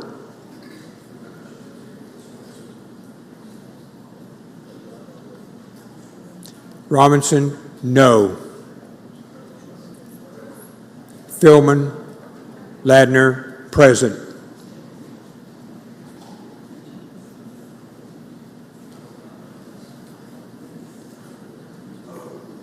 Anyone else? Senator McMahon, for what purpose, sir?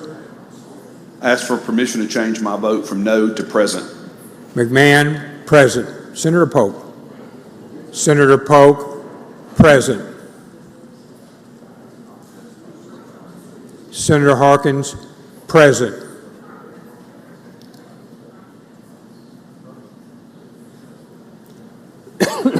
Senator Hobson, present.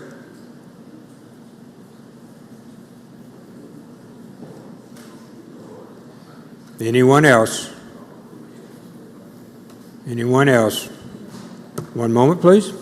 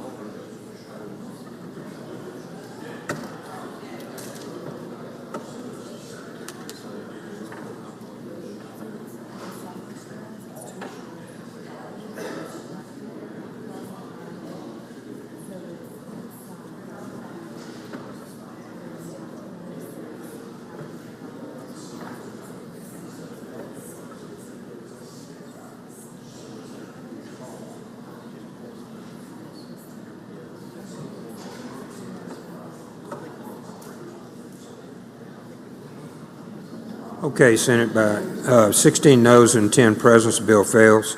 We go to 289. I'm sorry, Senator Johnson? Go ahead. I ask that we suspend the rules and go back to item number 26, Senate Bill 2799, and ask the title be read. One moment, please. Item 26, Senate. 26. One moment, Senator.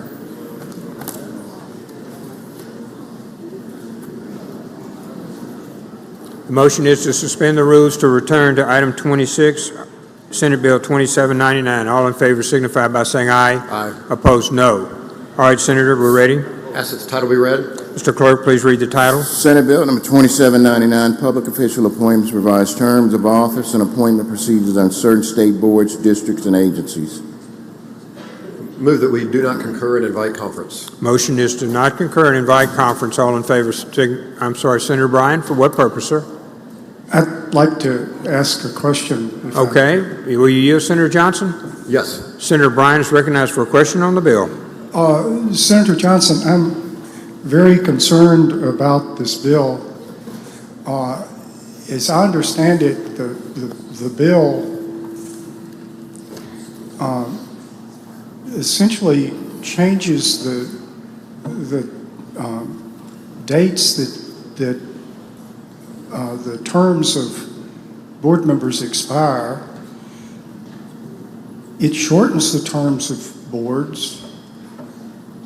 It looks to me like it's going to make the next governor have a huge burden when he or she takes office.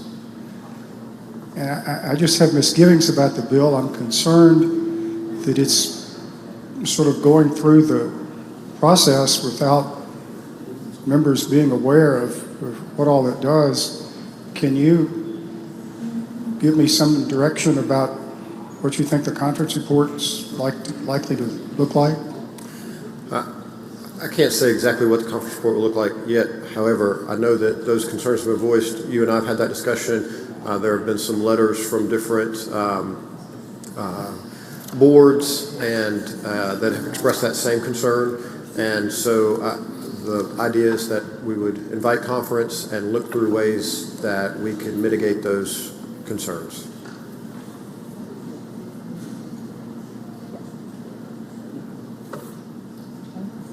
It would mitigate my concerns if we just stop. Is there any hope that we'll do that? Potentially, we shall see. I think that the discussion, there's still a desire to continue discussions on that bill and see if there can be a resolution that we come to. Well, for those of us who feel like this whole session has been just one situation after another where some far-reaching and not very well considered proposition seems to leap full grown from the head of Zeus, is there anything you can do to alleviate our fears that this is all getting ready to happen again?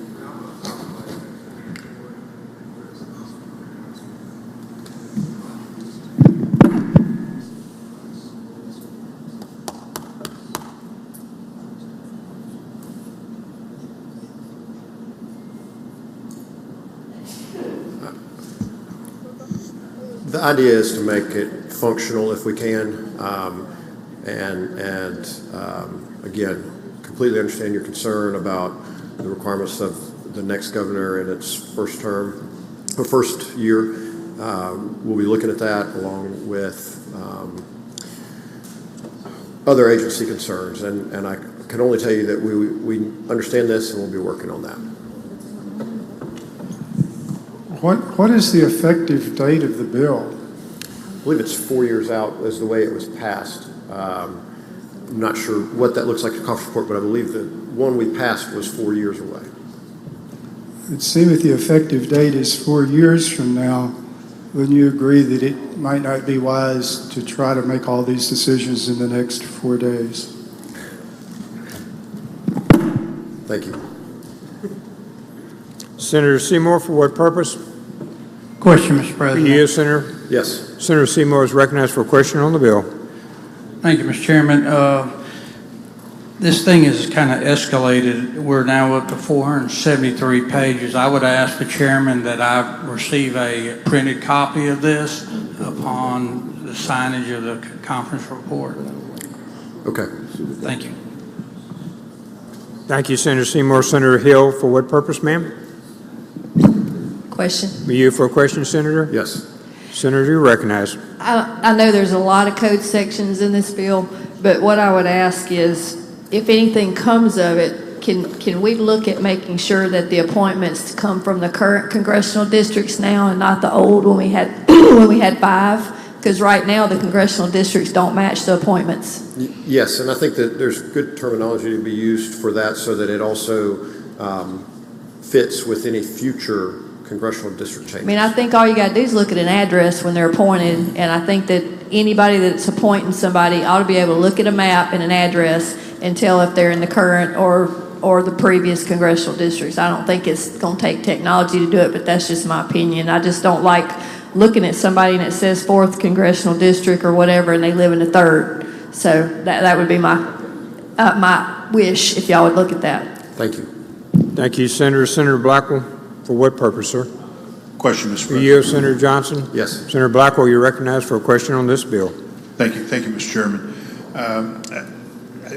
Can you tell us how many of these boards are included in this bill?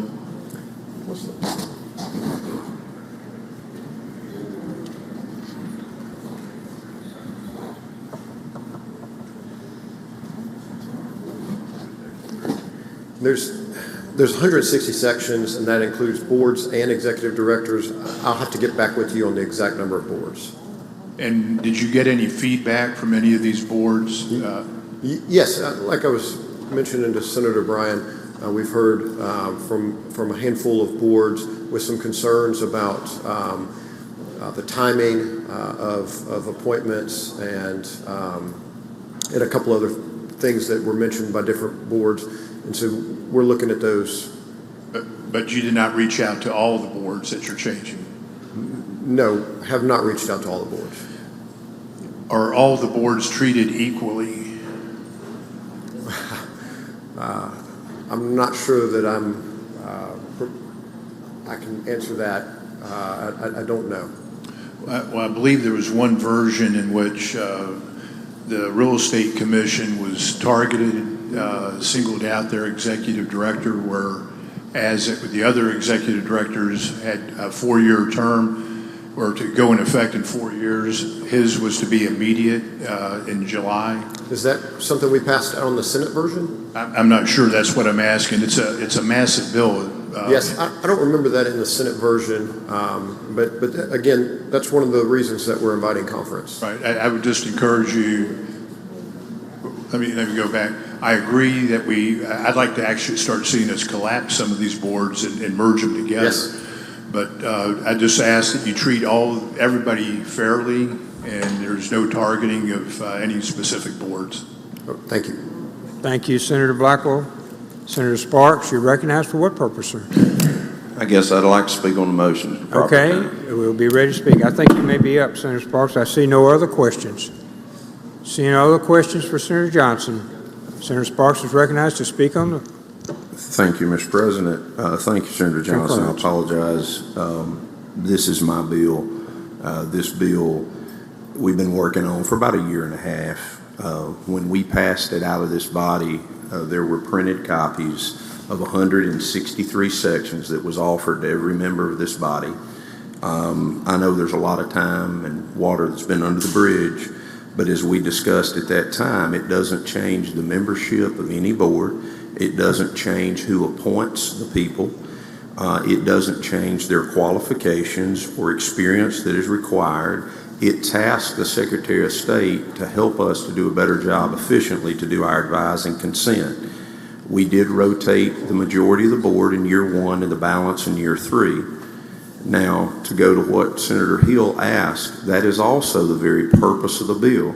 You were asked this morning on Super Talk about this bill, and it was completely confused with some other bill because it's not even the bill that you were talking about.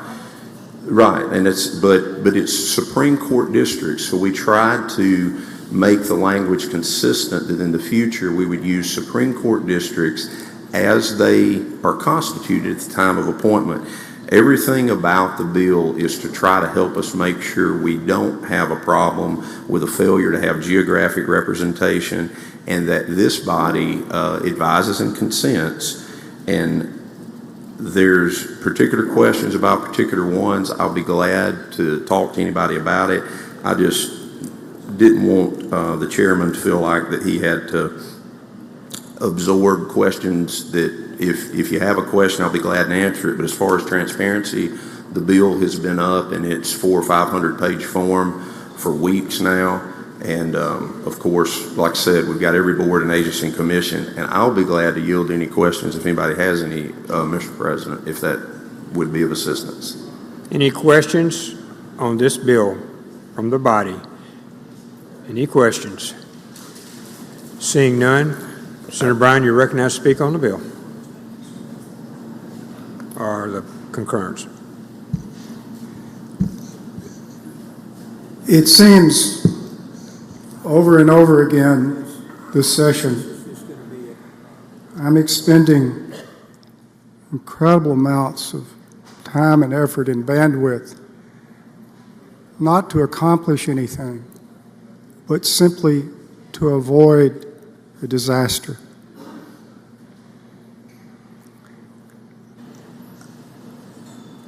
The bill that's being discussed, in my opinion, doesn't reach one of the main problems we have, which is the Senate is confirming far, far, far too many people. The confirmation process is so overwhelmed that we have less and less attention to focus on major agencies. The question was asked, are we treating everybody equitably, or words to that effect? I would hope we're not. The State Board of Health is not the same thing as the Crime Stoppers Board. One of the things we should do is simply stop Senate confirmation for large numbers of these boards.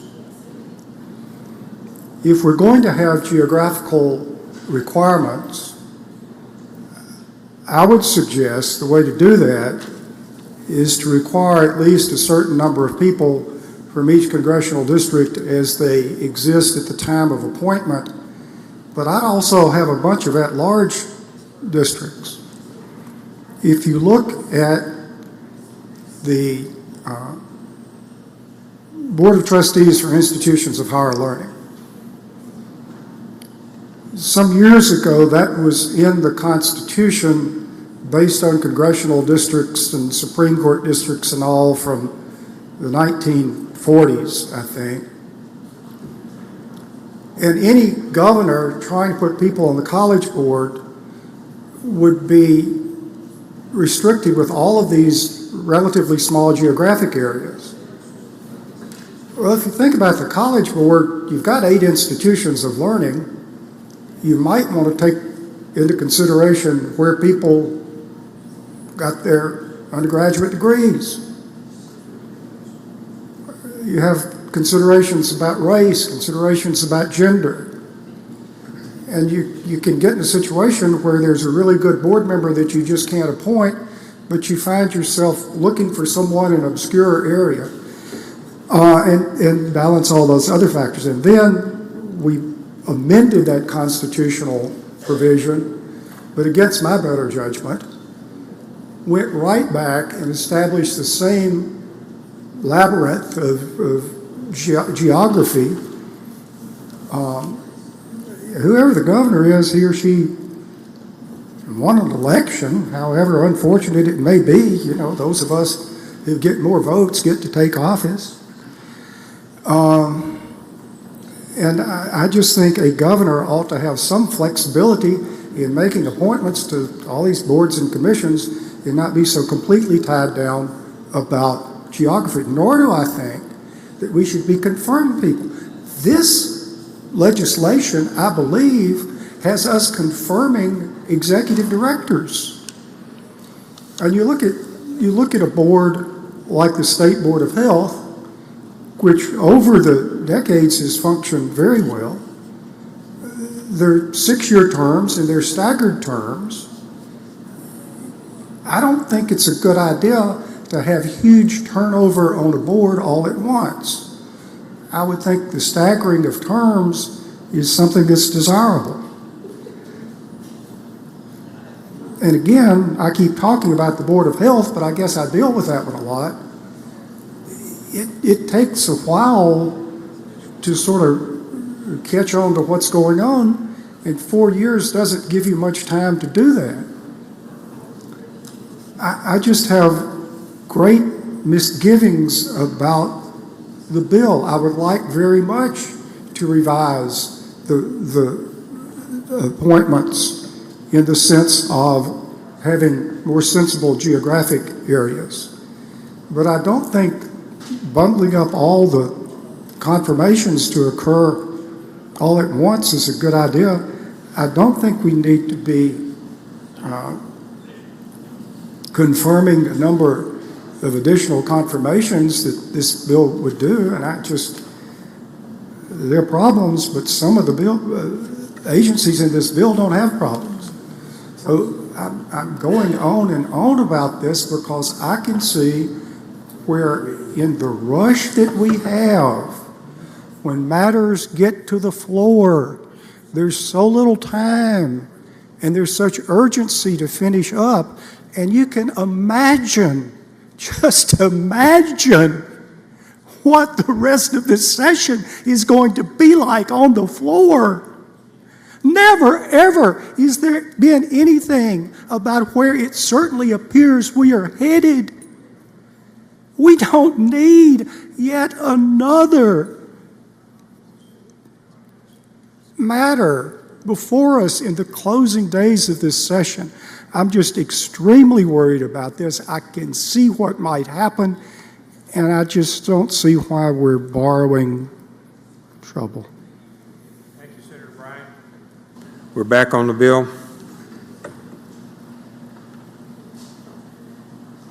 Motion is that we invite conference. Motion is that we invite conference. All in favor signify by saying aye. Aye. Opposed, no. The ayes have it. Thank you, Senator Johnson. Senator Carter. I'd like to move that we go back to, suspend the rules and go back to 283 on today's calendar. The motion is to suspend the rules and go to 283 on today's calendar. One moment, please. I think that is page 33, Senate. One moment.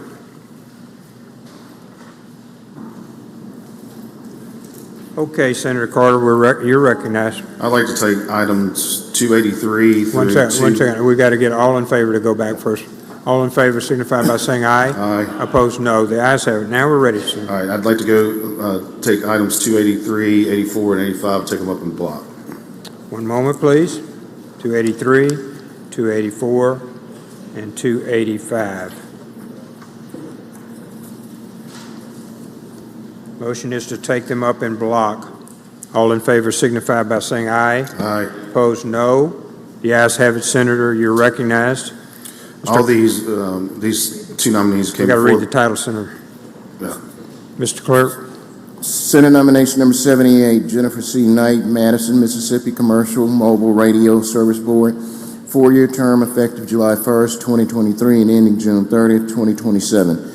Representing the Central Public Service Commission District.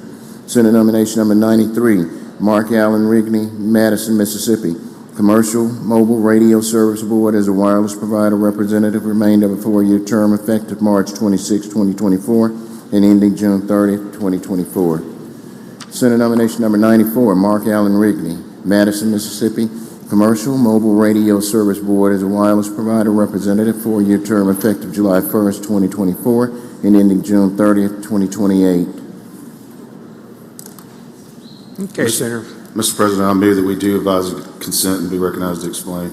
You're recognized to explain, sir. Both nominees came before the Senate Energy Committee and unanimously were approved, and all of their necessary paperwork has been filed. There are a couple items that I was waiting on, and they were filed today. So my motion is that we do advise and consent. Use the morning roll call, advise and consent. No objective procedure. Of course, voting no. Present. All three unanimous, advise and consent. Thank you, Senator Carter. Senator Barnett. Thank you, Mr. President. I suspend the rules and go back and take up item number 276 on today's calendar. 276, Senate. That would be on page 32, Senate. Yes. One moment, please. Okay, Senator 276, please proceed. Thank you, Mr. President. We have an advisor and consent of Mr. Philip. I need to read the title, sir. Could you please read the title, Mr. Clerk, please read the title. Senate nomination number 88, Philip Evan Moran, Kiln, Mississippi Parole Board. This appointment is effective January 1st, 2024 to serve a term at the will and pleasure of the Governor. Vice Anthony Lane Smith. Thank you, Mr. President. Before us, we have Mr. Philip Moran, who was filling the term. It was left to Mr. Anthony Smith. Mr. President, He met all the qualifications, and there was a ethics report that he had to file, and he has done that since the committee met. If there's no questions, Mr. President, I ask that we do advise and consent on the morning roll call. Questions on the nominee? Seeing none, advise and consent been requested by use of the morning roll call. Anyone object to the procedure? Senator Hickman, do you object to the procedure? Mr. Clerk, please call the roll.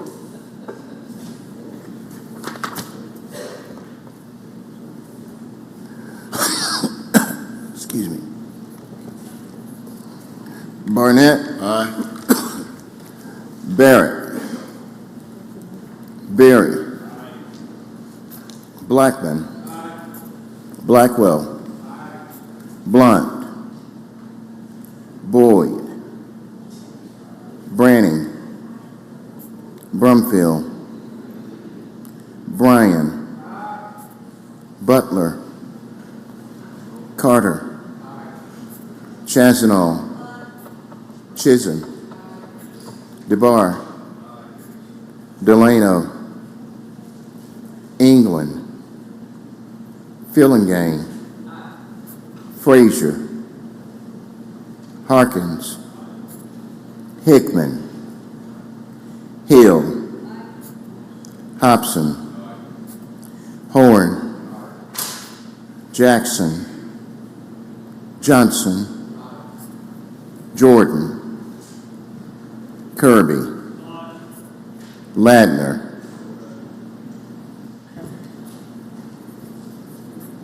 McCon. McLendon. McMahon. Michelle.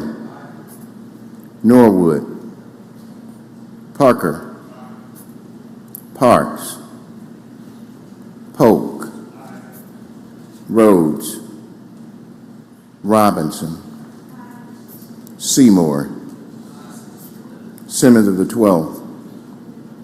Simmons of the 13th. Sparks. Suber. Tate. Thomas. Thompson. Turner Ford. Whaley. Wiggins. Williams. Younger. Barrett. Blunt. Boyd. Brumfield. Butler. Delano. England. Frazier. Hickman. Jackson. Jordan. McCon. Norwood. Parks. Rhodes. Simmons of the 12th. Sparks.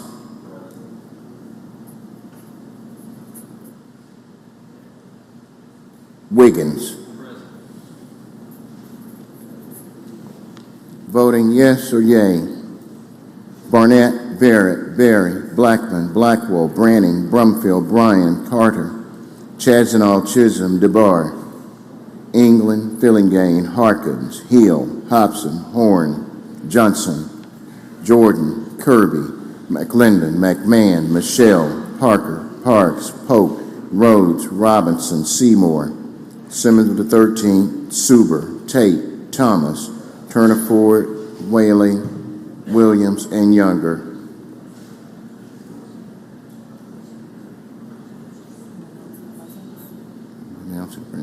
Voting present, Delano, Ladner, McCon, Sparks, Thompson, and Wiggins.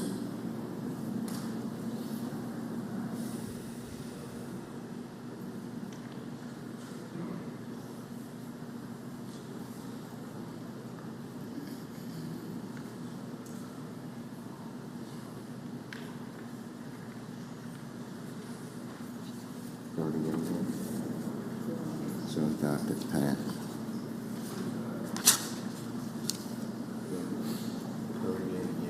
Passes. 38 yeas, the bill, the advising consent passes. We're back on the calendar. Senator Fillingham. Thank you, Mr. President. Let's go to item 289, called up and have the title read. We need the first unanimous consent, sir. Senator Fillingham. I'm sorry. First, we need unanimous consent to go with. Yes, I would like to make the motion for unanimous consent to go to item 289. All in favor signify by saying aye. Aye. Opposed, no. The ayes have it. Now we're ready, Senator. Thank you, Mr. President. I'd like to go to item 289, called up and have the title read. Mr. Clerk, please read the title. Senate Bill number 3083, Suffrage, restored to Larry Seals. I make the usual motion. Usual motion. All in favor signify by saying aye. Aye. Opposed, no. The ayes have it. Please proceed, Senator. Thank you, Mr. President. I'd like to make a few comments about the suffrage bills on the screen in front of you, especially for maybe our new members who aren't aware of how we do this process. There are certain crimes that if you commit and are convicted of, and they're listed here on the screen, you lose your right to vote, your suffrage right. Now, that is not all-encompassing. There are lots of other crimes that you commit, as you can tell, that are not on this list, that you never lose your voting rights if you're convicted of. But these ones who are identified, you do. So under our Constitution, once you have served your time, once you have been released, your senator or your House member, if you go to them and ask for your suffrage rights to be restored, can file a bill. The way that process works is the bill is drafted, the Department of Corrections is contacted, a report is prepared by MDOC, and it states what the crimes are, it states the year of conviction, the county of conviction, it states the number of years that you were sentenced to serve, and then it tells us that you have completed your service. Not only that, you've completed any probation that you are required to serve. If you had to make any restitution to victims of the crime, we do not take these bills up in Judiciary B in the State Senate without you having completed your sentence, done all of your parole time, you've been released for a number of years. In most instances, you can look on most of these bills before you. There are a number of years that have to be served and good behavior since then before we ever even take these bills up. The committee was asked on each one of these, had restitution been made, had all payments been made back to victims if required to be done so, and the answer on all of these bills is yes. So I just want you to understand there's litigation obviously ongoing and has been for a number of years, wherein the Fifth Circuit is weighing in or will shortly weigh in on whether or not this is even a constitutional process. But given the current situation, this is the situation that we find ourselves in. And so you may be approached by constituents in your district, like I have been in mine, and others have been, where they say, look, I've done everything I'm supposed to do. I'm out. I've served all my time. I've paid all my penalties. I've made all my restitution. Now I've been out for a number of years with no other issues, and I would like to participate in our democratic process in Mississippi. And so then this bill is presented, it goes to a committee, and then it comes to the floor. And of course, I respect each and every one of you greatly, and however you vote is how you vote. I just wanted you to know that there is a process in place. This process has been met. The Judiciary B Committee takes its responsibilities extremely seriously, and our members vet these bills very carefully.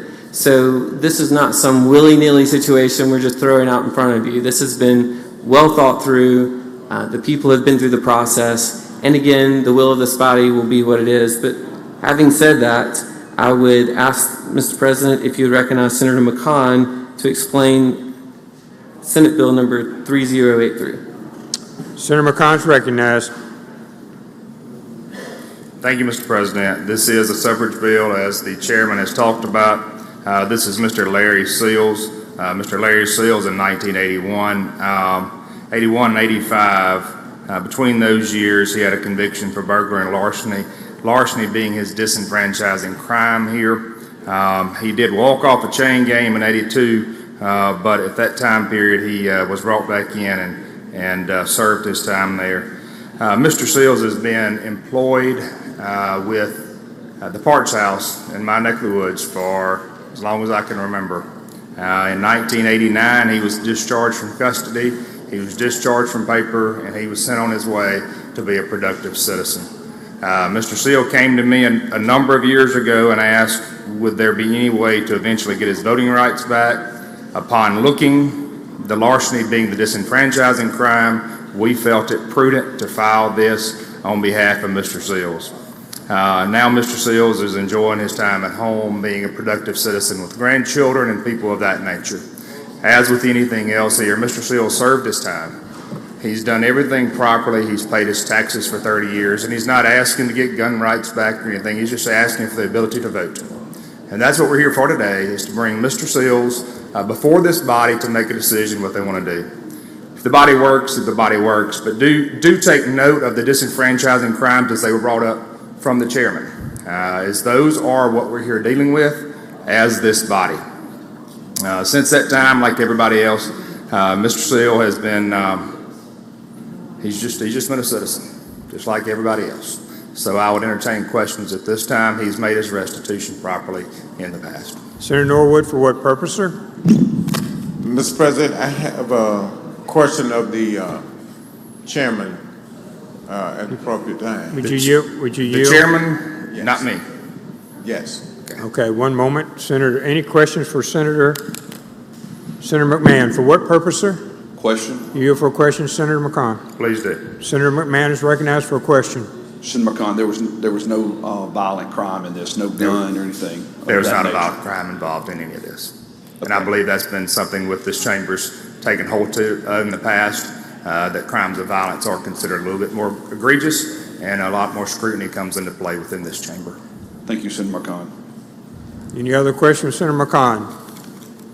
I believe there's a question for the chairman. Chairman, is it now or? It's now. Senator Fillingham, would you approach the well? Senator Norwood? Happy to. Will you accept a question from Yes, Senator Norwood? Senator yes, Norwood, you're recognized. Thank you, Mr. Chairman. Thank you, Mr. President. Thank you, Mr. Chairman. Mr. Chairman, on the list we have robbery. And so if you are tried or sentenced on attempted robbery, is there a difference between attempted robbery and robbery? No. There's no difference? No, sir. I mean, whether you were successful in your attempt or not is really beside the point. It was the intent to commit the crime. Thank you, Mr. President. Thank you. Mr. Chairman. Senator Jordan, for what purpose? I have a question for the chairman, please. Yes, Mr. President. Senator Jordan, you're recognized for a question on this bill. Thank you. Mr. President, I'm a foot-stomping, backslapping Baptist, and I know that God forgive people. Amen. An action or an attempted,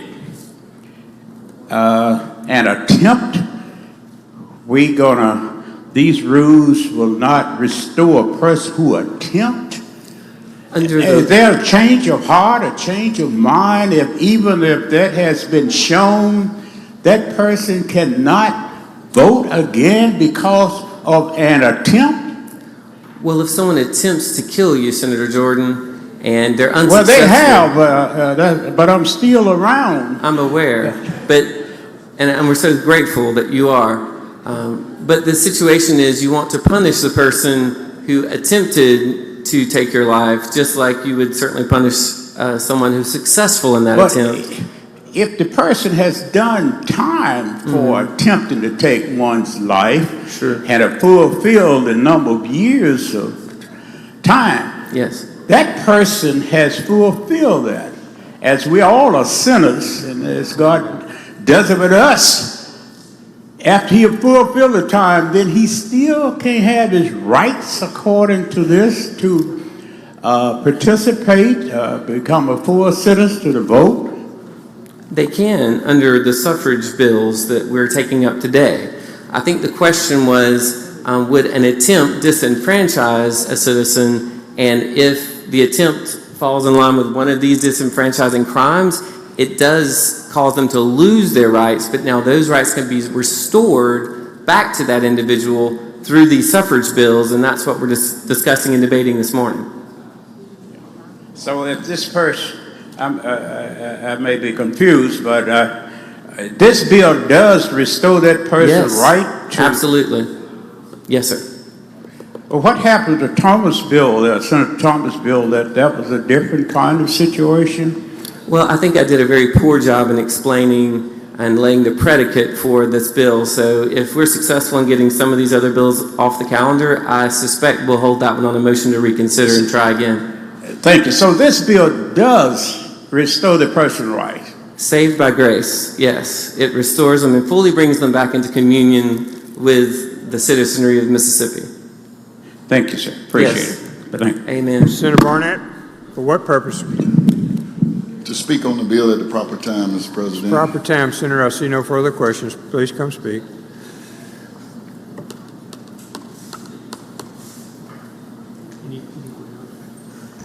Thank you, Mr. President. My colleagues here in the Senate,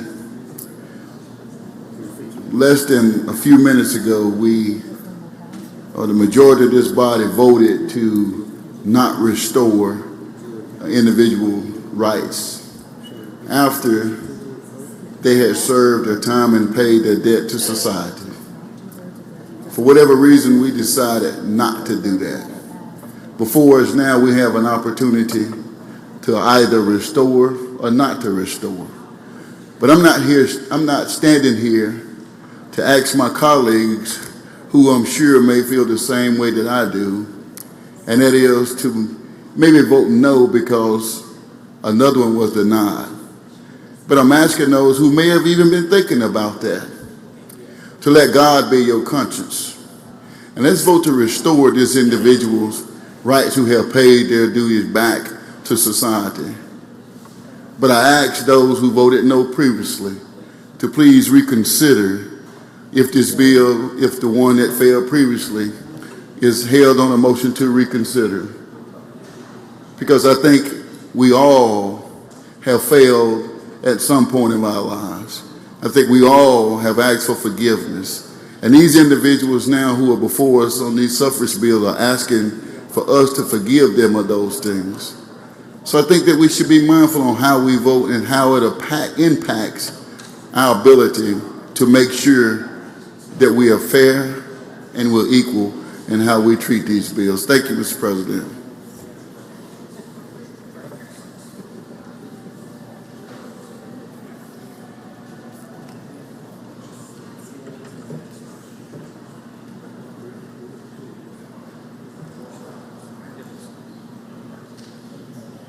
Thank you, Senator Barnett. Senator, we're ready on your motion. We have no further questions. Thank you, Mr. President. Just to be clear, this is not the attempt statute here. This is larceny being the disenfranchising crime. I don't want everybody to get convoluted in this, but my motion would be that we pass suggest final passage based upon the morning roll call. Use of the morning roll call has been requested. Does anyone object to that procedure? Seeing none, does anyone wish to be recorded as voting no? Seymour, no. Anyone else? Anyone else? Seeing none, bill passes. Suffrage is granted. 290, Senator. Thank you, Mr. President. Let's go to item 290. Call up and have the title read. Mr. Clerk, please read the title.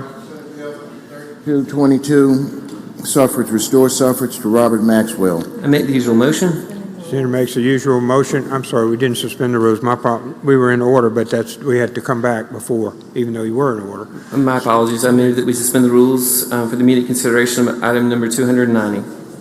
All in favor signify by saying aye. Aye. Opposed, no. The ayes have it. Now we're ready, Senator. And Senator, have raised that. Mr. Clerk, would you read the title? Senate Bill number 3222, suffrage, restore suffrage to Robert Maxwell. I make the usual motion. Senator makes the usual motion. All in favor signify by saying aye. Aye. Opposed, no. The ayes have it. Senator. Thank you, Mrs. President. If you'll recognize Senator Turner Ford to explain her bill. Senator Turner Ford, you recognize. Thank you, Mr. President, ladies and gentlemen of the Senate. The bill that's before you is a request to restore the rights of suffrage for Mr. Robert Maxwell. Mr. Maxwell is 74 years old. He is a resident of Oktibbeha County. On October 19th of 1981, he was convicted of embezzlement The substance of the charge was taking a $200 money order that did not belong to him. And then on January the 24th of 1996, he was also charged again for embezzlement. That charge involved the taking of a motor. Restitution has been made. He's paid his debt to society. And since we're leaning on the Lord and talking about prayer, his pastor called me last night. And, he shared sentiments about Mr. Maxwell, and I just told him we'll continue to pray, and we'll do the best that we can. So in light of that, I would yield for any questions. And if there are none, I move adoption based on the morning roll call. We have questions. Senator Simmons, for what purpose, sir? Question, Mr. President. Are you for a question, Senator Turner Ford? Yes, I yield. Senator Simmons is recognized for a question on this bill. Thank you, Mr. President. Thank you, Senator Turner Ford, for yielding. For the embezzlement charge, these were in fact private funds and not public funds, correct? Correct. Thank you, Senator. And I would also like to add that there were no weapons involved. Thank you so much. Senator McMahon? He's good. She answered the question. There were no weapons involved. Thank you, Senator. Okay. Seeing no further questions, Senator, we're ready for your motion. I move adoption based on the use of the morning roll call. Use of the morning roll call has been requested. Anyone object to the procedure? Recorder is voting no. Seymour, no. Anyone else? Anyone else? Bill passed with use of the morning roll call. 1 no vote, Senator Seymour. Subject rights are restored. Mr. Maxwell, 291, sir. Thank you, Mr. President. I move to suspend the rules for the immediate consideration of item number 291. All in favor signify by saying aye. Aye. Opposed, no. The ayes have it. I'd like to go to the item called up and have the title read. Mr. Clerk, please read the title.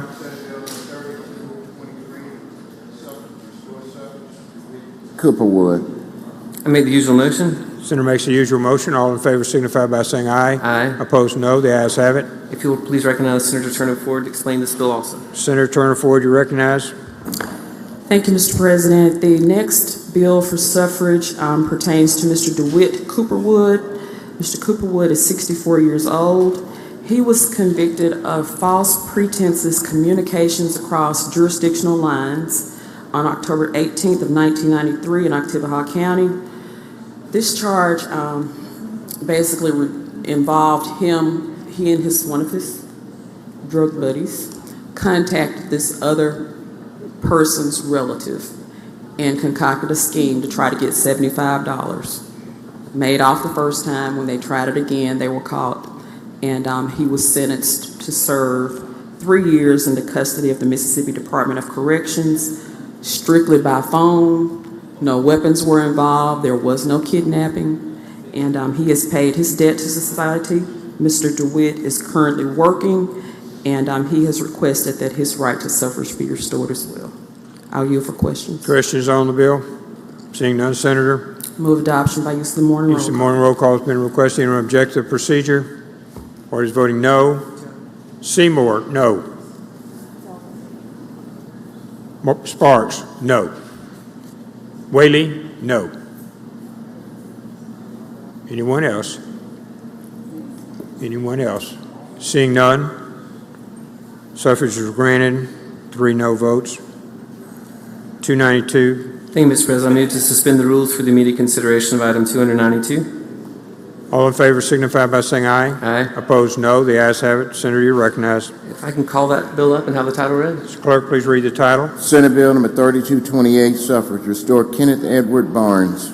I made the usual motion. Senator makes the usual motion. All in favor signify by saying aye. Aye. Opposed, no. The ayes have it. Please proceed, Senator Fillingane. Thank you, Mr. President. This citizen, Mr. Kenneth Edward Barnes of Walthall County, back in 1977, 47 years ago, was convicted of the crime of grand larceny. That does not involve a weapon, or else it would have been a different charge. He was sentenced to serve a term of years within MDOC custody. He has served his time. He has been out for a goodly number of years, and this bill seeks to restore his suffrage rights. Happy to answer any questions. Questions on the bill? If no questions, I move adoption based on the morning roll call. Use of the morning roll call has been requested. Anyone object to the procedure? Voting no. Seymour, no. Anyone else? Anyone else? Seeing none, the bill passes by use of morning roll call. Senator Thomas, for what purpose? Motion to reconsider at the proper time. It's proper time, Senator. Mr. President, I would like to put item number 288, Senate Bill 215 on a motion to reconsider. 2015. On a motion to reconsider, Mr. Clerk. Having gone through the calendar, and thank y'all for working here, we'll go to announcements. Senator Kirby. Thank you, Mr. President. I'd like to call a Rules Committee meeting tomorrow morning at 9:15 in the Pro Tem's office. 9:15, the Pro Tem's office. Senator Norwood. Thank you. Introduction of the resolution out of order, Mr. President. Please proceed, sir. Senator Fillingane. For an announcement at the appropriate time. At the appropriate time, Senator, you're recognized. Thank you, Mr. President. Our friend, former House Member Steve Holland, has asked me to put this little notice on everyone's desk. There's a luncheon today over at the two museums where I think he'll be highlighted, a film by Rex Jones. He invites everyone to come who is available. Thank you, Senator Fillingane. Senator Younger for an announcement. Adjourn in memory, please. Please proceed. When the Senate adjourns today, please do so in the memory of Charlotte Fields from Columbus. Thank you. Thank you, Senator. Senator Parks. Thank you, Mr. President. Announcement. Please proceed. Local and privates in 210 immediately following recess. 210, Senate, immediately following recess, local and private. Senator Thomas. Thank you, Mr. President. Adjourn in memory. Please proceed. Today, when the Senate adjourned, Senator Albert Butler would like for us to adjourn in the memory of Dr. Dorothy Boyd Stokes Gentry of Utica, Mississippi. Thank you, Senator Hill, for an announcement. Thank you. Adjourn in memory. Please proceed. When the Senate adjourns, I'd like the Senate to adjourn in memory of Miss Karen Holzel, who is a retired teacher from Pearl River County that passed a week or so ago. Thank you. Thank you, Senator Delano. You're recognized for announcement. Announcement, Mr. President. Ladies and gentlemen of the Senate, if you would you help my desk mate locate a black backpack that has a computer in it and it has Southeast Commercial on the outside of it. My desk mate would appreciate that greatly. Thank you. Thank you, Senator. Senator Horn. Thank you, Mr. President. When the Senate adjourns today, I'd like to ask that to do so in memory of Dr. Joe Dawkins, longtime educator at Tulu College. Thank you, Senator Horn. Senator Hobson. Thank you, Mr. President. Adjournment memory. Please proceed. Thank you. When the Senate adjourns today, I ask that we do so in memory of Andrea Flags of Vicksburg and Inez Ergot of Vicksburg. Thank you. Thank you, Senator. Other announcements? Mr. Clerk, please read the resolution. Congratulate former JSU star running back Lewis Tillman upon his induction into the Mississippi Sports Hall of Fame. Thank you, and thank the Senate for their hard work today. Senator Polk. Thank you, Mr. President. Move the Senate stand in recess until the last conference committee report is filed today, at which time the journal will reflect that we're adjourned until 10 a.m. tomorrow. We have conference reports outstanding. There are deadlines. We encourage the Senate, please get your conference reports in. All in favor signify by saying aye. Opposed, no. The ayes have it.